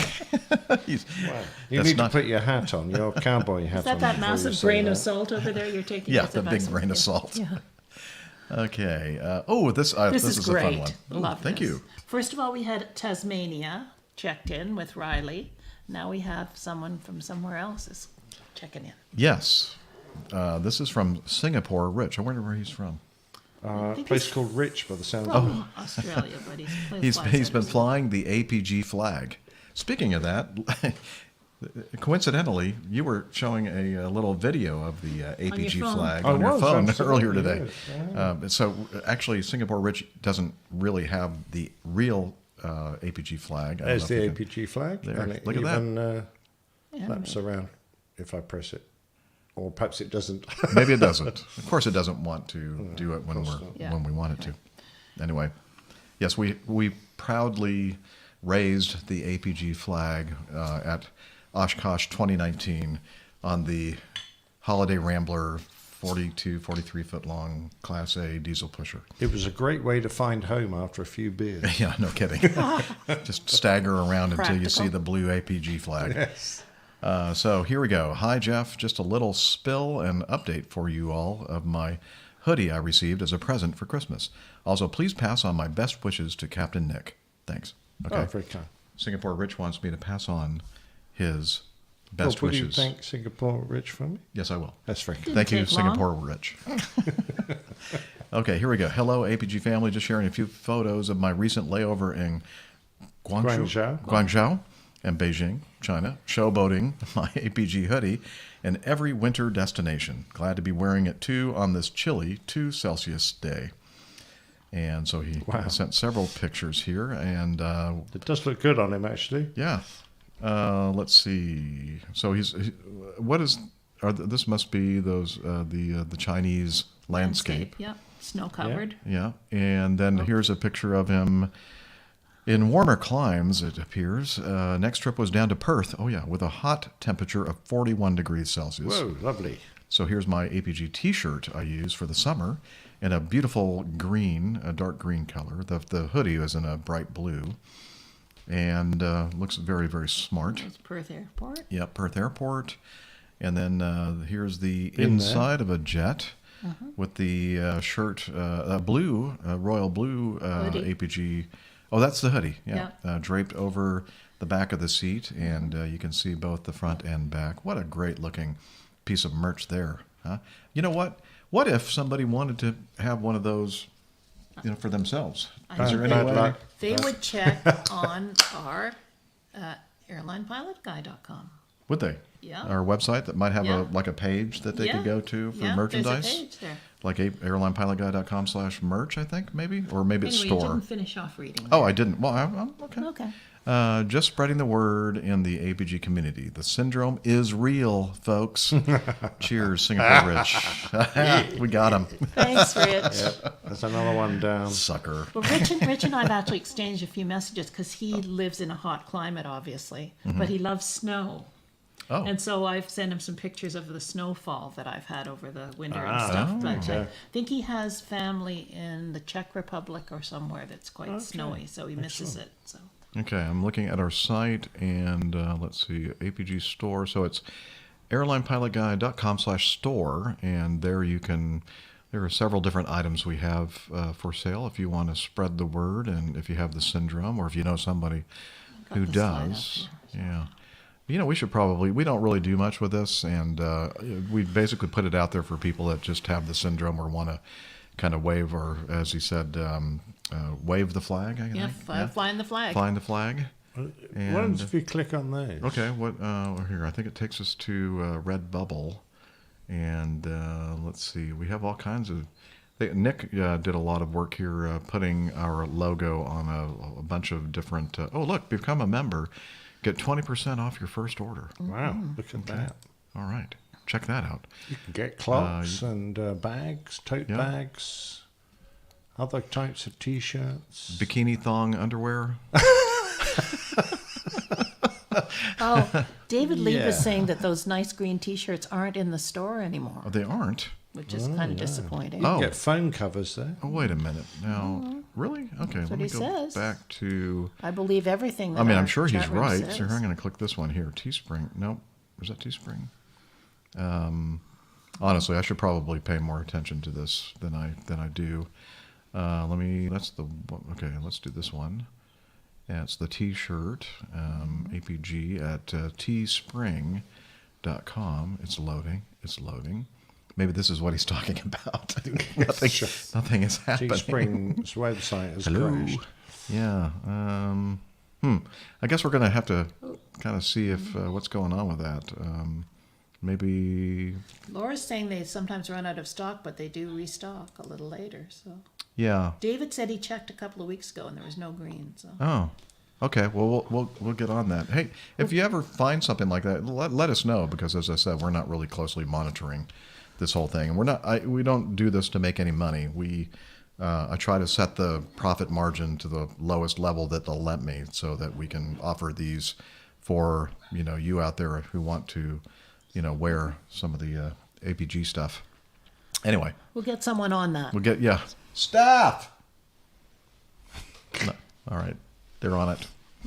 Okay, so thanks, Singapore Rich. Always great to, hey, if you're out there and you have some APG merch that you want to show off and show us where you're traveling around the world, please send in some feedback. Just as I think Singapore Lucas Rich. Diamond a year Yes, or so Lucas ago Diamond started did. a sort of a contest. Yes. Where was the most exotic place you're Oh, that's posing in right. your... That was a while ago, wasn't it? Yeah, and we didn't get a lot of response, but that was a great one. Rich Yeah. there. That's because none of our listeners are in exotic No. locations. Oh, could be. Well, you're in an exotic location, and you got it. Yeah, I'm in this exotic conservatory.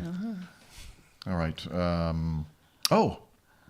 We should probably get the Big Jet TV beer that was given to us from Carlos at our...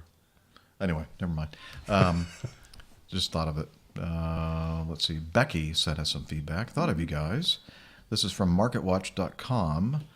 And it's Becky Rausch. Move over, Netflix. Move over everything. Hundreds of thousands of people are watching planes land at Heathrow amid extraordinarily high winds. See how I fixed that? It said extraordinary high winds? Extraordinarily Very good. high winds. Yeah. Market Watch. And Plane Spotter... Oh, sorry, my. I'm sorry. That's okay. bad. I should have done I'm sorry. that. I'm having a little heart attack right now. I'm sorry. I'm so sorry. But you know what that means, 10 minutes to plane tail. Thank you. Sorry. I'm sorry. I didn't notice it. Plane spotter Jerry Dyer is the hero of Heathrow on Friday. That was nuts, man. Oh, Bosch, get it down, mate. Yeah. How can he be the hero when the heroes are actually in the aircraft landing them? No, that's all automatic. No, it must be, yes. Yeah. Okay. Plane spotter Jerry Dyer from Big Jet TV became a minor celebrity on Friday as he live streamed jets trying to land at London's Heathrow Airport for his YouTube channel. That was the big storm Eunice here. The southern half of England was under rare red warnings for danger and flooding amid wind gusts of up to 80 miles an hour. Okay, here it is. Storm Eunice, which had already wreaked havoc in Scotland, barreled in. Continental Europe has experienced similar storm events with flooding in parts of Germany. And I don't. Oh yeah, you're showing that. There's that must be Jerry. There's Jerry. It must have been very windy. It looks like, or either that, or he's gone snorkeling. Doesn't that look like a diving mask he's wearing? Yeah, just he needs protection from the weather. Yes, and yeah. See, Nick and I differ in our... I think he's very entertaining. I know he can be annoying too, but I know Nick's very annoyed by his commentary, but I like him. I think he's so enthusiastic. He's like a big kid, and he just makes all these funny remarks, and I like him anyway. Well, I think I have to turn the sound down. I love the fact that he does it. Yeah. It's great being able to watch these guys bringing their aircraft in foul conditions, and the fact that he's willing to be out there, in all weathers with his camera gear and his specially adapted van, providing this amazing TV channel for us is great. I just can't listen to him. I just have to Jen turn Niffer the volume. was talking about him, and she said the only issue she has with him is that she didn't think of it first. Yeah, but Jen actually knows a bit about aeroplanes and airstairs. Yes, and I think that the lot reason about why airstations. the reason that Liz isn't quite as annoyed is that I'm not bothered. she's been around annoying people like you That's and true. me for so long. I've been vaccinated. She's immune to them. Immune to the annoying people. Anyway, the article continues. Dyer's cheery, colorful comments, often interspersed with singing, didn't. Oh, who would do that? Who would sing? That's that's low. But you can sing. Nick doesn't like this guy. I do. Okay. I don't like his commentary. Didn't take away from the tension of seeing Qatar Airlines make 2 attempts to land amid the fierce crosswinds. He also juggled interviews from news channels that were ferrying crews out to his location in the field outside the airport as onlookers were lining the fence. Wow, 185,000 people watching. Are you sure? He yells out at one point, over at times deafening gusts, pointing out that the norm is about 6,000 people watching. That number crossed 200,000 on Friday. We're a live aviation channel. We're all over YouTube, but this is obviously the best sort of scenario, the most exciting stuff you can possibly get, Dyer said in one interview, overheard on his stream. He said storms have featured in the stream before, but nothing like this one. He said, this is a lot of fun, but this is all about pilots, he told Channel 4 in a live interview. The most amazing thing he's seen on Friday, when they nearly touch down and then they go around. That's when it really gets hairy. The article goes on to kind of describe this whole thing. But I think it's great that he's getting this kind of exposure. And I think somebody said at the PTUK event, we were talking about this, and they said that some of his videos have gained like more than 1.5 million views. This is a really great way to get some stature in the YouTube world, and we're excited for him that he's getting all the eyeballs on his website and his YouTube channel. Oh, absolutely! I think he thoroughly deserves it. Yeah, as you guys said, he is out there in being battered by the winds. Absolutely, and he's worked extremely hard to get his channel recognised and build his audience up. And I think he's got a lady friend. I don't know if they're a couple or not. Her name's Jilly. Oh, there you go. Who is also out there assisting and providing information, feeding him with, what aircrafts are next on the approach, etc., etc. So that's where Jilly was. They're a good team. Has Jilly been gone lately? Yeah. Not that I've noticed, but then again, I haven't been here. All right. Well, thank you, Becky. Just before we move on, I think this is worth. Tim Van Ram said, any APG Hawaiian shirt would be desirable. But then iHaul boxes, as usual, says. Hawaiian shirt with handwritten ironing instructions by Rick. Oh, yeah. Available in merch. But I don't know, how do you put a logo on a Hawaiian shirt? I mean, it wouldn't be very visible. Yeah, you wouldn't be able to see. But I do like the ironing. Palm trees. Yeah. Yeah. I guess, we'll look into it. Well, Nick could hide it in... Staff! Yeah. But I like the ironing instructions from Nick. That would be a bonus. That would be an NFT, maybe. We've got like 5 minutes till plain tale time. Just Do we? FYI. Oh, okay. This is from my box. It's long, the next one. Okay. This is quite complex, so maybe we just okay, go why don't we... so iHaul boxes? Yeah. Well, just go ahead and delete it. Just kidding. I don't think we'll just get through. Yeah, this is good before. Okay, let's do 13 from Larry. Excuse me. The Goose Island IPA. How did that sound? Not very good, actually. Very goosey. Very goosey, yeah, true. Goosey. Larry sent us in a cartoon, as he likes to do. A new Acme product I'd like to see. And here it is, of course, our favorite cartoonist, Gary Larson, drew this one. He says, there are some people in an airplane looking out the window at the wing, and on the wing, kind of toward the wing tip, is some kind of a hook or hook and eye kind of thing. Some kind of a device at the end of which is that like a suction cup or something like that at the end of that with a kid attached. A young booger, and let's see. It says the person inside the aircraft saying to his son, "See that little kid out there, Ricky? He wouldn't stop crying either." So is that captioned, Ricky? And then the caption underneath is the caption: by simply attaching the new Acme Wing Baby, airlines can significantly improve their passengers' overall comfort. Yeah. Perfect. I like that. Wing Baby. It reminds me a little bit of the adverts you used to see in the 50s of for American wives in their tall apartments where they would have a cot that they could actually hook on the window ledge outside the building for their babies to go in. What? I don't think I've ever seen that. You haven't? No. Are they not worried about the thing like... Well, it was like a cage. It had a top on it. But it was. How many babies were lost using that device? They didn't care about that. Okay. Oh, I don't know. Expendable. Okay, before we move on, Yep. Tim Van Ram is saying, it's quite simple to design the Hawaiian shirt with just rather than one big Acme logo, it would be all little logos in the palm, like instead of palm trees. Oh yeah, quite simple. Tell you what, Tim.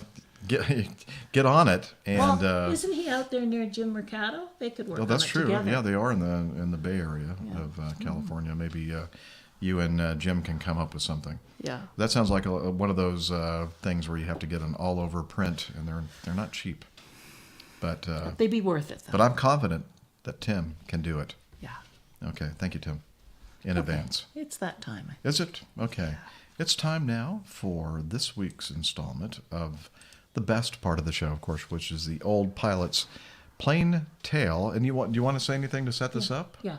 Yeah. Well, we recently had the passing of Gail, the Candy Bomber, and this was a story I did mainly about the Berlin airlift, but it of course includes reference to Gale and the amazing works he did as the Candy Bomber, and we're very sad that he passed at the ripe old age. I think he just cracked 100. Yeah, 101, I think. Yeah. So a remarkable man who just filled his life with good deeds, and a very gratifying story it is. Nice to hear it again. Yeah. Yes. So here we go.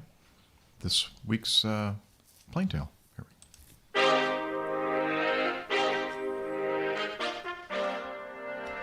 The Old Pilot's Plain Tales. Dorothy and Bomba. The Second World War is over, and the victorious Allied powers have reached the Potsdam Agreement on the fate of post-war Europe. The defeated nation of Germany has been divided into 4 temporary occupation zones, largely decided by the final positions of the Allied armies, as has the capital city of Berlin, which is split into 4 sectors. Berlin, however, lies well within the Soviet occupation zone, and travel to and from the sectors back to the zones controlled by the United States, Great Britain and France isn't easy. In a meeting held in June 1945, Stalin informs his German communist leaders that he will attempt to undermine the occupation of Berlin by Britain and the States so that they would be forced to withdraw from the city, leaving it entirely under Soviet control. Stalin's intent is strengthened by the lack of formal agreement guaranteeing road and rail access to the city, something that had been assumed by the Allies. Air travel routes had, however, been agreed, and 3 corridors existed. 2 ran from Hamburg and Buckeburg in the British zone, and 1 from Frankfurt in the American zone. In line with Stalin's attempts to force the Allies to leave Berlin, in 1946 the Soviets stopped delivering food from their zone to West Berlin, and only a single rail line was permitted to serve Berlin from the Allied zones, limited to just 10 trains a day. Even these were given many restrictions, with the Soviets delaying and searching them. Road links were also equally badly disrupted. Even the guaranteed air routes were affected, with transports being buzzed by Soviet aircraft until eventually a British Viking collided with a Yak-3 fighter, killing everyone on board both aircraft. Finally, in 1948, in retaliation to the introduction of a new German currency in the western zones, the Soviets blockaded the land transport links to the city. The official communications said, "We are warning both you and the population of Berlin that we shall apply economic and administrative sanctions that will lead to the circulation in Berlin exclusively of the currency of the Soviet occupation zone." Nobody was fooled as to the ultimate aim of the Eastern forces. In addition to cutting the road, rail and canal links, the electricity connections were also severed, since the generation plants were in the Soviet sector. Winter was coming, and the 2 million citizens of West Berlin who had survived the war now had only 36 days of food and 45 days of coal remaining. Although the Soviets offered free food to anyone who crossed into East Berlin, their offer was overwhelmingly rejected by the people of the city. The city was surrounded by 1.5 million Soviet troops, so the 22,500 Western troops couldn't be expected to resist an attack. The Soviet military administration celebrated what was sure to be a foregone conclusion, the handing over of West Berlin. Many options were considered by the Allies, from a ground invasion to the threat of nuclear war, but the unlikely plan to feed the city of Berlin from the air won the day. Famously, the commander of the USAF in Europe was asked if he could haul coal. "We," LeMay answered, can haul anything. It was calculated that 1,500 tons of cargo would need to be shifted daily to supply the city's food needs, a mixture of milk, sugar, potatoes, meat, fat, cereal and the like. An additional 3,500 tons of coal and fuel would be needed for heat and power. Initially, it was thought that the USAF, using C-47 Skytrains and Douglas DC-3s, could move about 300 tons a day, and the RAF with its DC-3s and Avro Yorks about 400 tons. Not nearly enough. The people of West Berlin were told that they would have to make sacrifices, but Mayor Reuter and his aide, Herr Willy Brandt, assured everyone that they would manage. The lift started off shakily, and only around 90 tons a day was moved in the first week. The second week saw 1,000 tons a day, but the East Germans ridiculed the effort, referring to it as a futile gesture to save face and maintain an untenable position in West Berlin. It was soon recognized that better organization was needed. Up stepped Major General William Tunner. Tunner had worked in the military air transport service, and he brought some well-needed organization. He flew to Berlin to see the lay of the land on a day when the weather was poor. A C-47 crashed and burned on the runway at Tempelhof. The aircraft behind burst its tires trying to avoid the wreckage, and a further transport ground-looped, mistakenly landing on a runway under construction.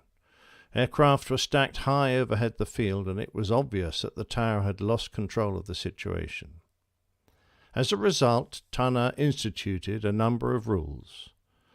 Instrument flight rules would be in effect at all times, and there would be a single control point for all aircraft. Aircraft would be timed to arrive only 3 minutes apart, and would only have one chance of making an approach. There would be no second goes or stacking. Aircraft with sloping decks like the C-47 would be replaced with the tricycle-geared C-54s, as it was much quicker to unload the cargo.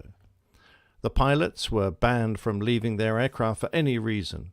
Mobile snack bars came round, and the operations officers handed out departure clearances as the pilots ate. In this way, a 10-ton load could be taken off and the aircraft turned around in 30 minutes. The Berliners were also helping.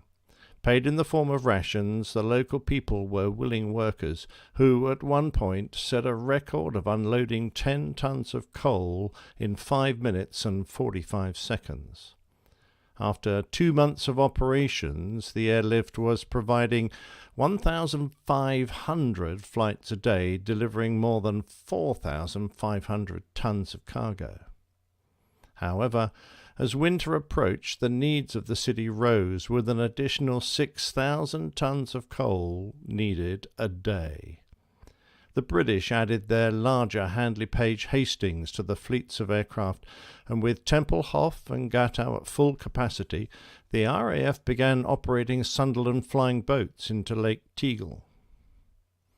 Gail Halvorsen was one of the American pilots who took part in the airlift. As he watched his cargo being unloaded, he could see the gratitude in the eyes of the German ground crew. Their leader came to the cockpit with tears on his cheeks and his hand thrust out in thanks. The people were hungry for food and freedom. Gratitude is the magic potion, Halvorsen said, that makes enemies into friends. Unloading near the aircraft fence, he wandered over to a group of children who were gathered there. Breaking up some chewing gum, he handed it around and promised that, if they were well behaved, he would drop off some more. "How will we know you?" the children asked. "I'll wiggle my wings," he replied. That night, Halvorsen, his co-pilot and engineer, pulled their candy rations and tied up little parachutes made from handkerchiefs. On the next day, he dropped off the chocolate bars to the kids at the end of the runway, and the day after that, some more. Before long, there was a pile of mail at the base ops addressed to Uncle Wiggly Wings. When the story finally came out, his commanding officer was less than impressed, but when General Tunner heard of it, he saw an opportunity to improve the morale of the hard-pressed Berliners with a lifting story of generosity. So started Operation Little Victuals. Other pilots participated, and when the news reached the US, children all over the country sent in their own candy to help out. Soon the major manufacturers joined in, and in the end over 23 tons of candy, attached to 250,000 little parachutes, were dropped to the children of Berlin. When Halvorsen returned to the States, the operation continued with others taking over the commitment. Gale spent time travelling around America, thanking those who had helped for their generosity. In particular, he remembered one of his biggest supporters, a homebound lady called Dorothy Groger, who enlisted all of her friends and acquaintances to sew handkerchiefs and donate funds. Over the years he met many Berliners who had received candy from the Rosian Bomber, as they called him. One, who was by then 60 years old, told how he had caught a Hershey bar.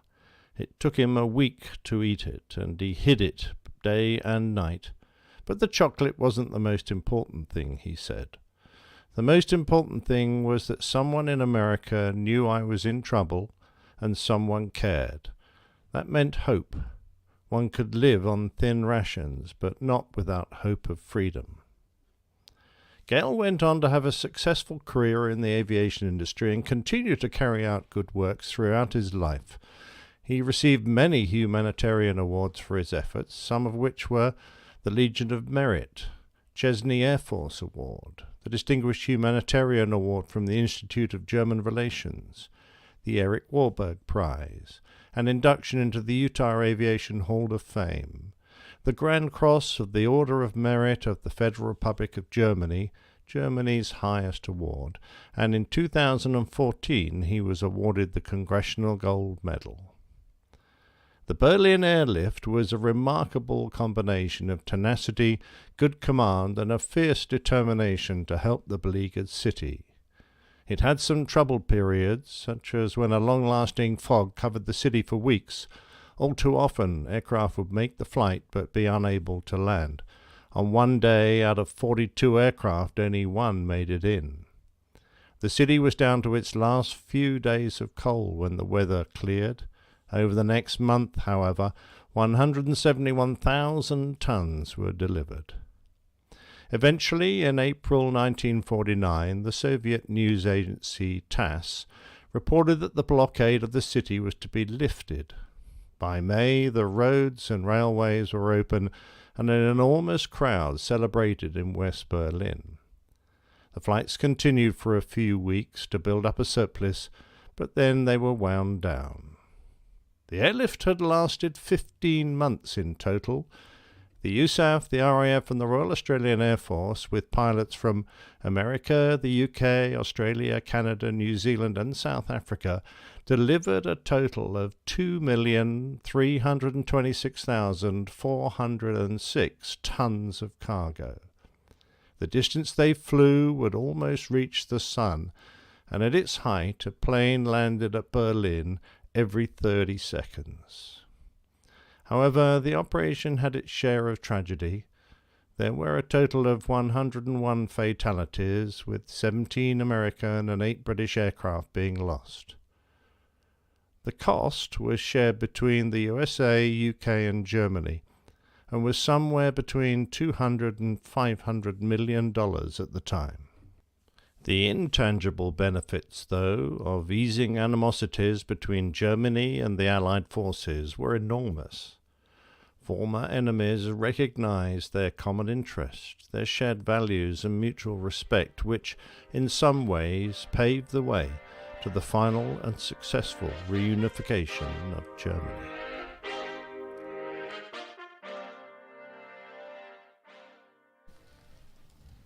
Another great plain tale. Well, thank you, Jeff. Yeah, it's a one where we did quite early on, so really nice to see it happen again. Yeah, and it's me. Sorry. What's Liz we were, muttering Liz about was trying to in the figure front out how to get the camera What back did I on. do? She's freaking out. No, it's me, Liz. I forgot to not turn you, the camera it's me. back on. I got I'm sorry. I interrupted what you were saying there. No, it's just great to hear it again. I mean, sad that I brought it on because of Gail's passing, but it's really great to remember his life. And, of course, since we decided to put this one on, of course, Russia has, again, committed a pretty heinous act of aggression. And so we're thinking back to earlier ones and thinking, well, I hope this one has an equally peaceful ending, although I doubt very much it's going to go that way. Yes. Our thoughts and prayers are with all the Ukrainian people and the horrible thing that's happening in that part of the world. But yeah, thank you, Nick, for giving us another listen to the Rosenenbomber. And if you are interested in learning more about it, we'll have a link in the show notes how you can go directly to the page on our website that goes into a little bit more detail. Next week, another installment from the RAF logbook. Of Oh, I love those. We do. He thinks we're making that up, but we really do like them. Subtitled The Escapades of Nick Anderson. Oh, there you go. So, yes. Oh. Stay tuned. Really? Yeah. Oh, you're not making that up. Okay, I look forward to that.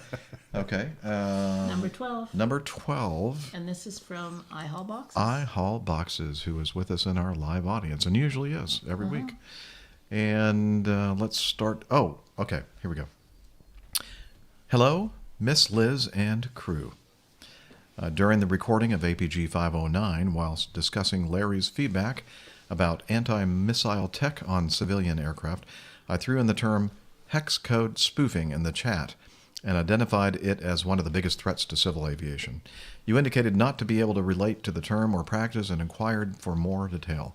Of course, I couldn't let pass that opportunity to talk more aviation. And then he says, nerdy chuckle. Nerd alert! That's just a warning for anybody out there. I promise you I'll do my best to keep it concise. Okay, the hex code. What is a hex code? Captain Nick was quite right. What are you guys doing? Putting a hex on you. A hex on you. Oh, a hex. Okay. Yeah. Okay. It's just short for hexadecimal. It's a coding term used to write large binary numbers in just a few digits. What's it used for? In order to identify every aircraft in the world, every Mode S transponder in the world has a unique 24-bit identifying code that can be interrogated by secondary surveillance radar, SSR, or broadcasted via Automatic Dependent Surveillance Broadcast, ADS-B. This code is linked to the aircraft registration via the National Aviation Authority.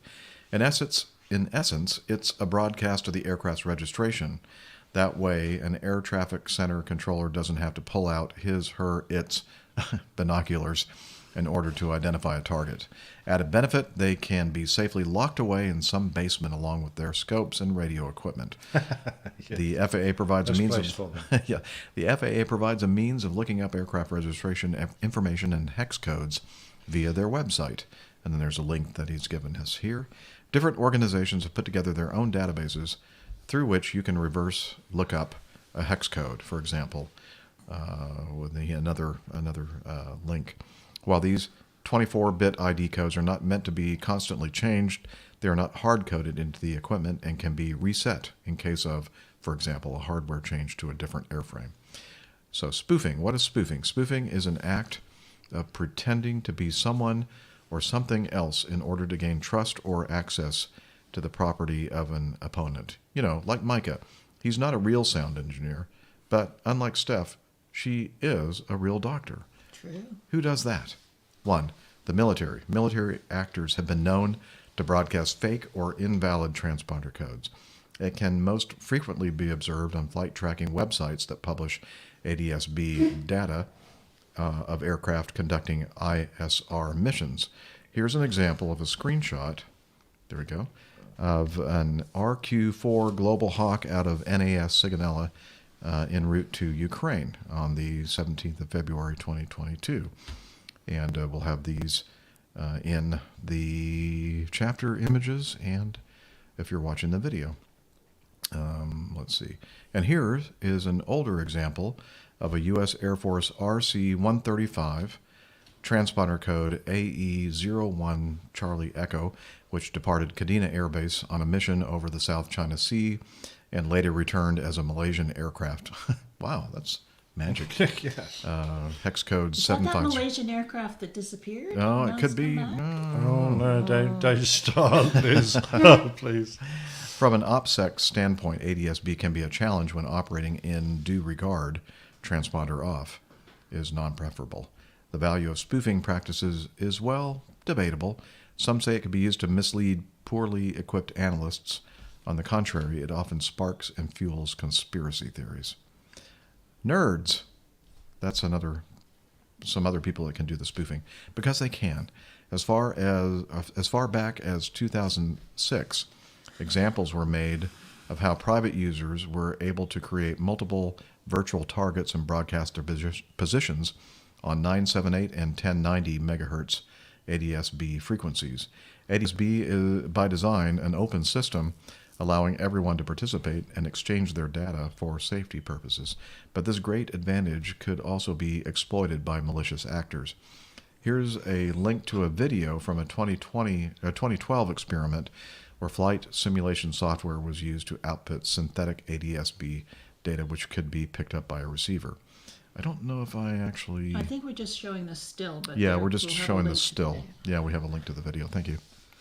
And people with ill intent can also be people that would do the spoofing. He says, so far, no major examples. Good boy. Good boy. I love that. Well, kind of. It's just that I met a first officer who was flying for Kuwait Airways. Mhm. This is quite a few years ago. And he was flying a 707 for another country on a flight into Egypt at the beginning of the Six-Day War. And as he made his approach, 4 Israeli Phantoms popped out from under his aircraft and bombed the airfield in front of him that he was about to land on. And they had been hiding under his aircraft so that he only showed up as a single radar return and using their civil transponder to conceal their identity. That was a surprise. It was for him because apparently the air defences around the airport opened up and they took out one of his engines. Oh, gosh. Wow. So, okay, runway in sight, runway not in sight. I don't see the runway anymore. It's gone. It's gone. That's no good. Interesting. So he says, to continue with iHallbox's feedback, so is it a threat? You'll be pleased to hear that most state actors and ATC providers have found ways to differentiate between spoofed and real targets. ATCOs could check flight plans and historic flight data or review diplomatic clearances, and air traffic center computers can compare ADS-B with SSR data and use multilateration, MLAT, for example. However, not every airspace user has that same capacity. Imagine the multitude of reactions pilots are going to display in a congested terminal's airspace after seeing fake targets appear on an intercepting course on their fish finders. How fast will defense actors react in areas of conflict? And then he has another link for us, safeairspace.net, where situations might already be incredibly tense and a red party instigates a spoofed, maybe even a false flag, offense. Let's not be too pessimistic, but let's also be aware that these open architecture systems designed for safety may also be exploited by those in the capacity and with all the wrong motivation.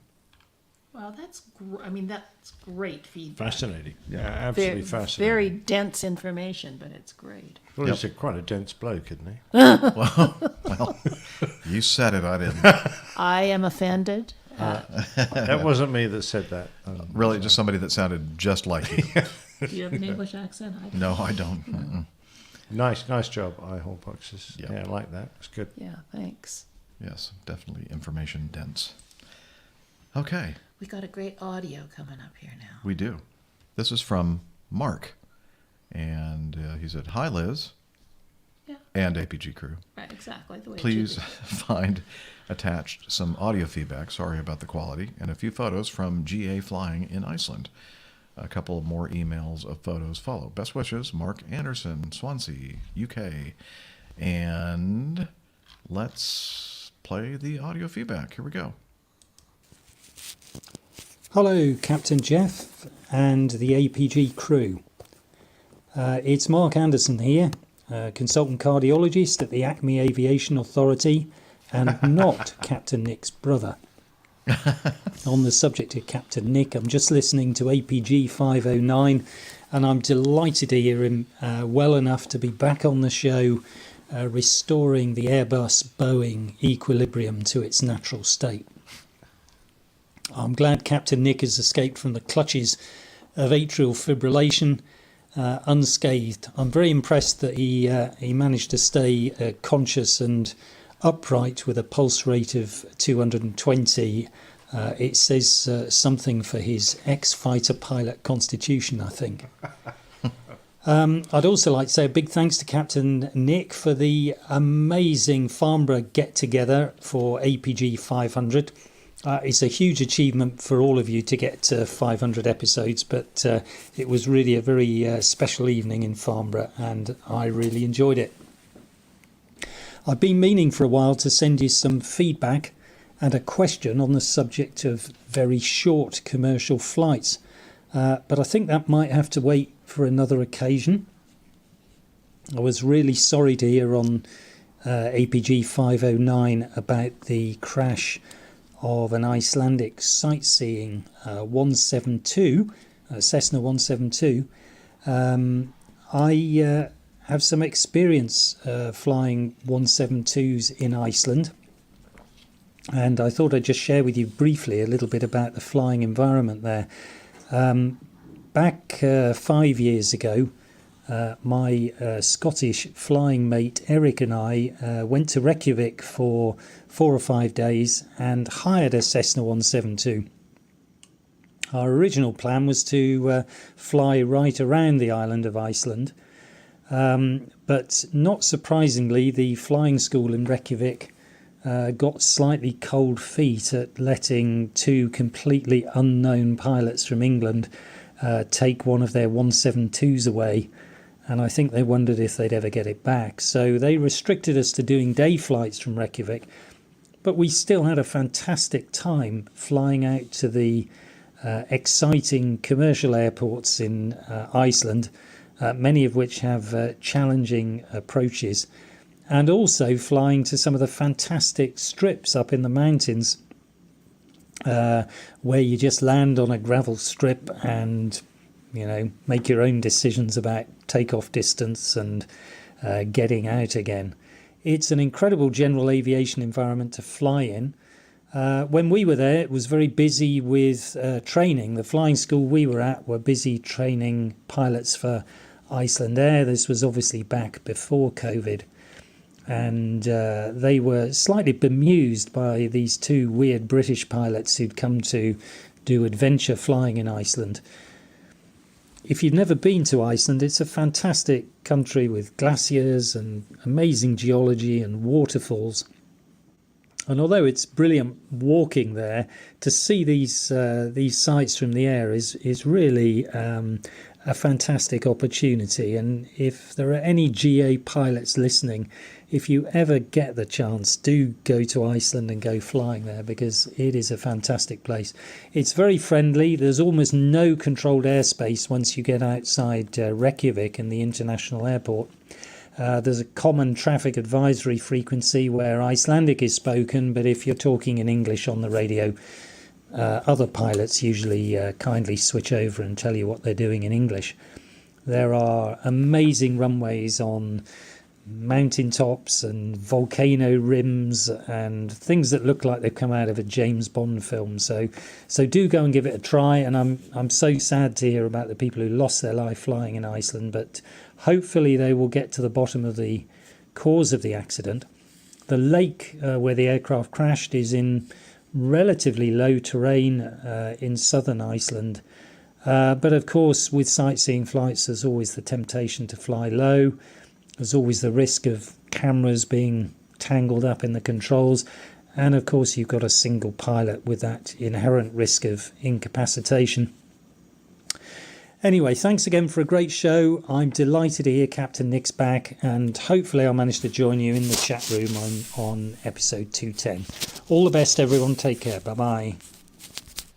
Wow, great audio feedback, Mark, from the perspective of flying GA or 172s in Iceland.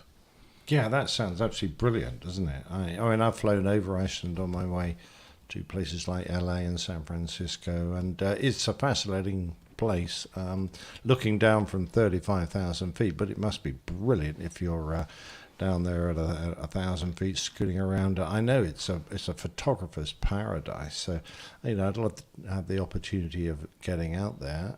And thanks very much indeed for your very kind words, Mark, and for your assistance in decoding my notes that the doctor gave me when I left hospital. Mark very kindly said, if you have any questions about medical terminology, do let me know. And I probably get straight back with, oh yeah, what's this and what's that mean and why am I on this drug, etc., etc. So that was very kind of Mark to help us out. We now have our own heart specialist on the APG. So consultant.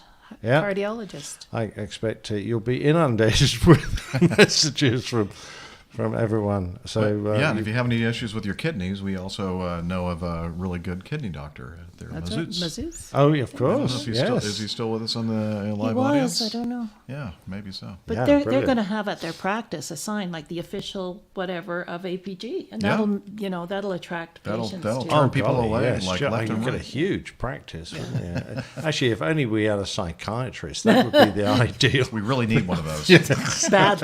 Hello, out there, psychiatrists. We need you. Exactly. No, that was brilliant feedback, Mark. Thanks very much indeed. And of course, it was great to see you at Farnborough as well, and at Ferrix. So brilliant. Thanks very much. All right. Half an hour left, and we're going to finish everything off. All right, today, let's do this feedback from Ray. And I should have gotten that ready while we were listening to Mark. So let me stand by. So lazy. Stand by. Yeah, standing by. And I love this video. Love it. Okay. I'm going to do that. That'll be ready to go. And so this is, as I said, from Ray. Is this our Kiwi Ray? No, Ray Williams. Alpharetta. Well, I guess, no, he's not a Kiwi. He's a South African. Right. Okay. This video of Delta Tech Ops came across my YouTube in the last day or so, and I thought some of the APG listeners would find it interesting. Definitely. It's pretty neat. Gives a wide variety of views of the different work areas and types of jobs worked. It got me wondering how Acme does its maintenance. Have they got an equivalent? With a hammer. How Acme does its maintenance. Have they got an equivalent setup at Blue Ridge International Airport in the North Georgia mountains? Nope. There's not even an airport there. Where Bert the tractor tech wields his hammer whenever he's not keeping the grass trimmed on the runway with his herd of spark-free lawnmowers. I think he's trying to be demeaning to my new residents. New location. Thanks, Ray. I used to say my neighbor to the north, but now it's my neighbor to the way south. All the best to y'all. Stay safe. Ray Williams in Alpharetta, Georgia. And so here's a little. We'll play. We're probably not going to play the whole thing, but we'll play some of this. But it's really worth watching. Definitely worth watching. So just a little teaser of this video of our sister airline Delta. Here we go. Consistently ranks as the safest mode of public transportation, and it retains that status thanks to the dedication of countless people quietly working behind the scenes. In this video, we'll introduce you to some of them as we explore Delta Airlines Tech Ops, one of the world's largest facilities dedicated entirely to the maintenance and repair of aircraft. Hello, Jet Setters. I'm Jeb Brooks from greenergrass.com right now in Atlanta, Georgia, right here outside Delta Airlines Tech Ops. This is their maintenance facility here in Atlanta, and they do incredible things inside. Join me as we check it all out. This facility first opened in 1960 and has expanded through the years to its current size of, and get this, 2.7 million square feet. That's the equivalent of 47 football fields. The space is just mind-blowingly big. But it's the people who make it remarkable. In fact, 6,000 of them work here. We'll meet a few along the way, and if you keep watching, I'll even show you how you can join the team if you're interested. Aircraft maintenance is a highly regimented, methodical, and carefully planned effort. Maintenance programs, that's essentially the schedule of what gets checked out when, are tailored to specific aircraft types.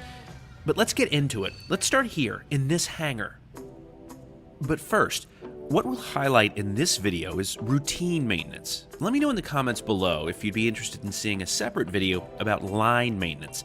That's when maintenance professionals engage in daily checks of airplanes, routine in-service inspections, and troubleshooting planes that may run into in-service issues. Obviously, the need to make airplanes aerodynamic means getting to components isn't always convenient.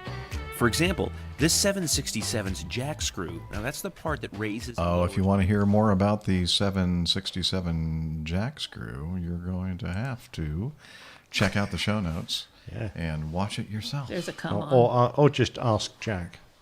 Or, okay, I'm not going to go there. All right? You don't know Jack. Yeah, you don't know Jack. No. Yeah, I do. I know lots. Jack screw? Yeah, possibly. Rather not say. All right, let's continue with... oh, yeah, by the way, thank you very much, Ray, for sending that in. It is a fascinating video, and you all should check it out. Continuing on with feedback from Paul, and he sent us in some audio feedback. Today, February 18th, we celebrate the day the first cow flew in an airplane, as well as the first day a cow is milked while flying in an airplane on February 18th, 1930. A Guernsey cow named Nellie J., who also was known as Elm Farm Molly, flew from Bismarck, Missouri on a Ford trimotor plane to the International Aviation Exhibition in St. Louis. Nellie J. was chosen because she was a high milk-producing cow, and because she had a calm nature. The trip was taken to show the ability of the aircraft and to take the scientific data about the cow's behavior. Claude M. Sterling piloted the aircraft, while Ellsworth W. Bunce of Wisconsin accompanied the cow and was the first man to milk a cow in flight. During the 72-mile flight, the milk that Nellie J. gave was packaged in paper cartons. It was then parachuted to spectators who were watching the flight. Nellie J. reportedly produced 24 quarts of milk during the flight, and it was even believed that Charles Lindbergh received one of the quarts at the exhibition. Nellie J. became known as the Sky Queen after the flight. And that's all I got. Thanks for listening. Thanks, Paul. So is that why the 747 was named the Queen of the Sky? Because it's a big cow? Big cow? Big flying cow? I was going to say, holy cow, what a great story. Of course, that would be an Indian cow. It would yeah. be. Interesting. Very, very interesting. And that was on the, I think, the 18th when he sent that in. Yeah. And that was... We happened missed to be that the day. We should have celebrated. Yeah. But we didn't. We Oh, raise well. our glasses of milk to Nellie. Yes, here's to Nellie. Here's to Nellie. Yeah, I've got mother's And her milk. Yeah. Gobs of milk. Yeah, exactly. Yeah. Rest is We good have drink. some background ambiance of dogs drinking milk from Nellie J. No. Let's continue with this from... Oh, this is a good one. Well, they're all good, of course. good. But Robert sent this in. Robert, formerly just south of the Big Chicken, now in Tucker, Georgia, the location of my wedding in 1982. He said, this came across my feed today in case you haven't seen it. And so we're going to play the video, of course, which I've queued up and am ready to go with. And all I have to do is just push this button right here, and we'll be magically listening to it Ask you I a had quick this thing question like because I more want people to will see sign a up for show one of thing, and then next week hands. they'll find out Wait a something. minute. What is that? I don't know. Uh-oh. Oh, I think I know what happened. People here So that's were the born problem. Then. before We had this problem fixed before. 1976. People Okay, so when I actually captured this video using an app, I wasn't careful to ensure that the other audio on my machine was. So I was watching another thing while it was capturing this video. And it captured them both. Yes. Well, they're going to have to listen to the show and yeah, I guess so. It's worth it. It's a yeah. great So there, speech. it's an airline captain on his last flight, his retirement flight, addressing the passengers, and he goes through and talks about when he started flying and some stats regarding his 35 years, I think, of flying, or more than that. Yeah, he started 40. flying. 40 years of flying. I think he started in the Air Force Academy, initial training, and 76. then and then of course many years of airline flying, and it was really interesting and very poignant. And I'm sorry I'm not able to share it with you, but we'll have the link to it in the show notes, and you can click on it and watch it yourself. Thank you, Robert, for sending that in. It was a really good retirement speech. Is that it? We're finished at the end. Woohoo. Of the show. Good job. Well done. Wow. Okay. Liz looks a bit upset. She's got. I'm just nothing. getting my COVID results. Oh, right. Stand by. Look live. We could have some breaking news here. Okay. Are you stuck with us for the foreseeable future, or can you go? I don't know home? yet. I haven't got in there. I got to sign in. Breaking news. I think I have a breaking news sounder. Don't tell us yet. I'm not even there yet. So okay. Breaking news. Can you see it anywhere here, Nick? On this? Why do you have it so small? Well, to have so many, so I can have a lot of stuff on here. Okay, I got it. Sorry, I have to find it on my laptop. Okay. Stand by. Okay.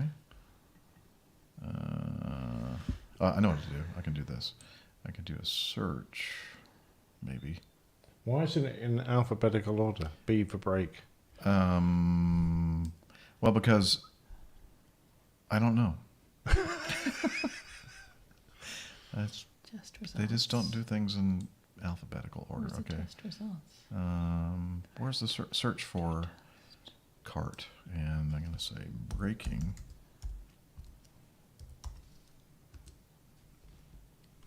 Okay, breaking news. Wait a minute. So that would be in the APG My Master results. Rack. They told me they had my results. Where is it? Well, it's no much point if Liz doesn't actually have her results. Your results. All right. Where's my 10 p.m. Yeah. Dang it. Well, where Oh, is I it? found it. Yay. Okay. Let me know when to play it. Well, just vamp a little Okay. bit. I can't find So, it. Hey. What are you guys thinking about? What, is there anything happening in the chat room? Are they I don't know. bored yet? Oh, I gotta I do it. keep Yeah. trying to touch this. What is that piece of kit? It's a sidecar, so it's using this as a monitor. Unfortunately, it doesn't allow you to use it as a touch screen when you do that. All right. How many carrier traps? No, he does not share with talking about the retiring pilot. Yeah. how many traps he's had. Thanks, Tim. He's just upset A with me moveless story. A moveless. Don't nobody boo this feedback. They're not That was making I-Hold this boxes. easy. We are still trying to find out the results I'm of trying. Liz's test results. He didn't mention in his speech how many times he'd had to phone a number given in to him by the He did not. air That was not traffic a stat control. that he shared. Why you to I've take only- down this number? The FAA has only grounded me twice Yes, in my yeah, right. 30-something year career. I don't know. They're not letting me log in for. Oh, that's bad news. It might not happen. We're going to have to wait till the next show to find out. Don't worry, we're not going to have all this in the audio podcast. This is just having fun. I just want my results. demanding results. It's not letting you check in, huh? I need a new password, I guess. Hmm. Well, I don't know. Does your password manager not remember the... Well, it does, and I'm entering it, and it's saying it's not the right password. So, all right, I'm going to reset. You keep going. Okay. Well, I guess we can talk about our website. How about that? Yeah. Okay. And then we it's can go called home. Airline Pilot. Yeah, we're already home. Oh, fair enough. Airlinepilotguy.com. Wait a minute, this is not it. APG. Ducks go duck. Where is it? Airline Pilot Guy. Here it is.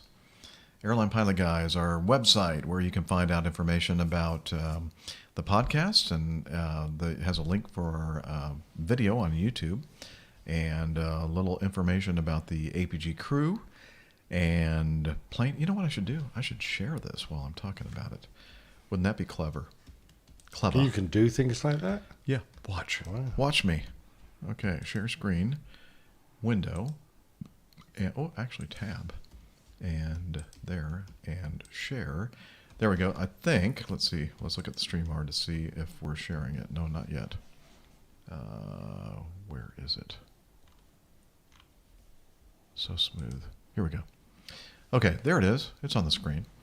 And there's the website homepage. So we can look at podcasts and see, there they are. And we can see the YouTube. That's probably not a good idea for me to go there. Okay, I'm not going to press that button. Why not? Because it's That'd going to be really funny. Cacophony. And a little bit of information about the APG crew, some biographies, and Plain Tales is the page where you can learn more about the individual plane tales that the old pilot does for us every week. And the APG library for those of you who are into books and reading. Lots of good stuff there, managed by our APG librarian, Tiffany. And of course, if you want to support the show, we have something called I thought of a new Fund. book for Tiffany to put in. Yeah. What Okay. the devil was it? I don't know. Okay, it might come to me. Okay.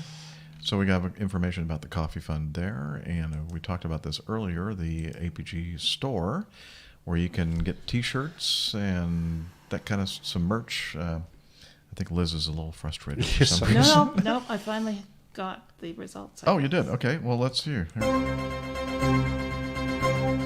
I'm coming home. Hooray! Thank the Lord for that. It's negative. Hooray! They kind of use really weird phrasing, though. Do they? I had no signs or symptoms when screened. So I guess that means negative. Doesn't say negative, but Yeah, okay. anyway, but yeah. Excellent. Sounds good. Way to go, Liz. All right. Yes. All right. And let's see, where was I? We were Sorry. talking about, oh no, that's perfectly fine. And then ways to contact us, and of course the APG community calendar is there as well. So please check it out, airlinepilotguy.com. And we're also on the social meds, and we'll here, I'll do that. Sorry. It's a little discombobulated here. Let's go to the banners, and let's talk. We talked about the website, and we have a feedback email, feedback@airlinepilotguy.com, where you can send us feedback. I'm back in touch again. Do you want me to take over? And if you'd like. Okay. We're also on Twitter. Yep. Here I come. I'm getting all right. there. Yep, there we go. Twitter is at APG Crew. All of us on one Twitter ID, and we also have our individual Twitter IDs there as well. And on Instagram, APG Crew. I've been meaning to put Captain Nick's cover art on. No, that's what stuff always says. Yeah, exactly. I keep don't forgetting. have anything to do with Instagram. No, I stick cover art up there. It's about all I do on Instagram. Okay. That's more than I do. Yeah. And did we mention Facebook?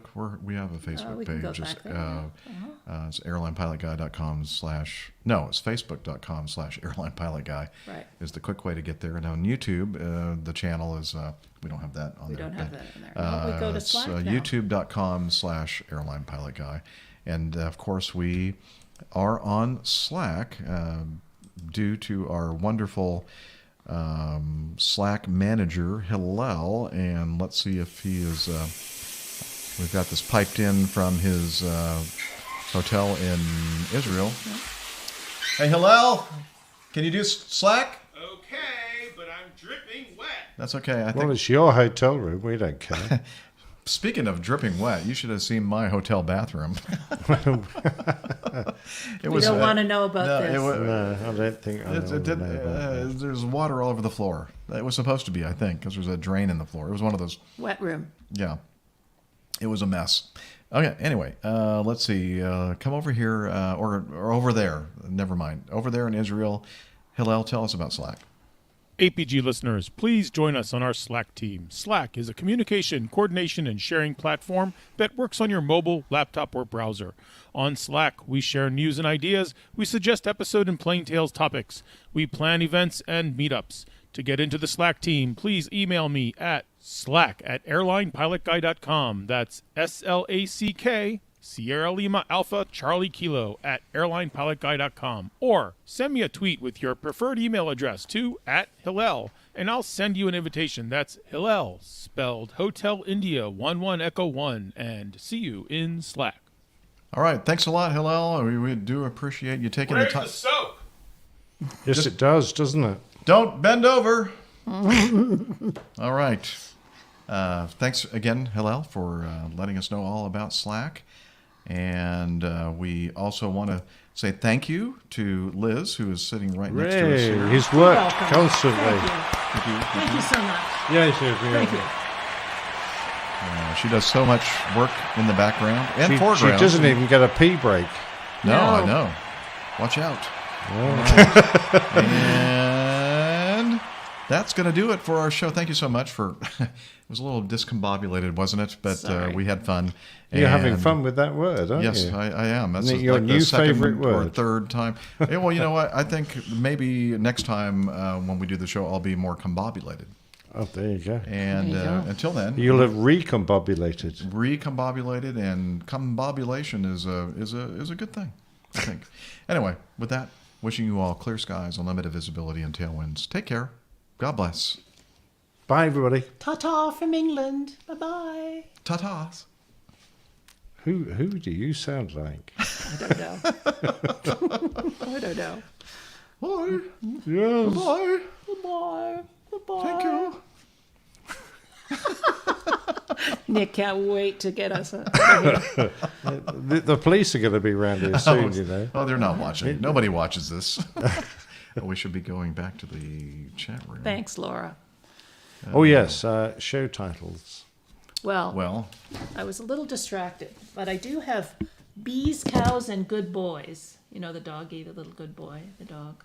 So you can have Bees, Cows, and Good Dogs, or Good Boys. Okay, that was awful.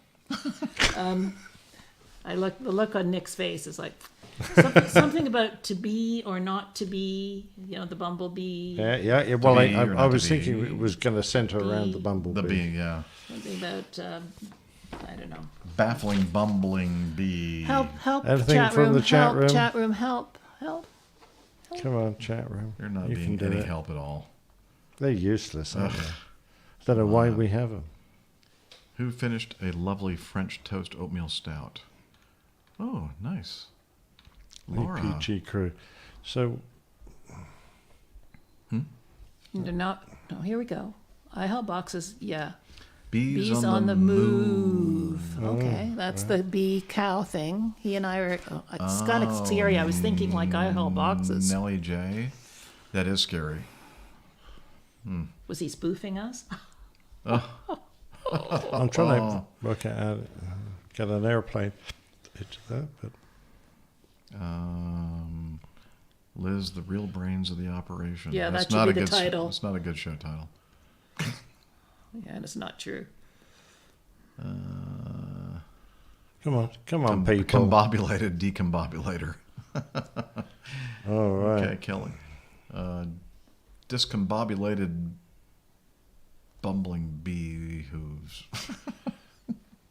No. Combobulated Bee-Combobulator. Okay. That would be a hard one to... Oh, no. I could do that. You could? Yes. How?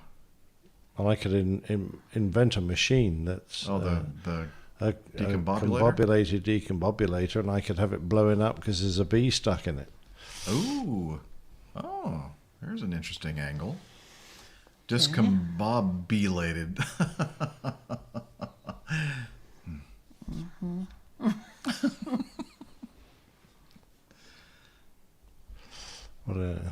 Are you still doing your test stuff? No, I'm just looking. Live from She's moving on. Leeds. She's already finished with this whole... I'm going live from Leeds. Tim, explain yourself. Live from Leeds. Not sure what he's talking about. Explain yourself, sir. Discombobulated. Might be a little bit confusing for the average punter.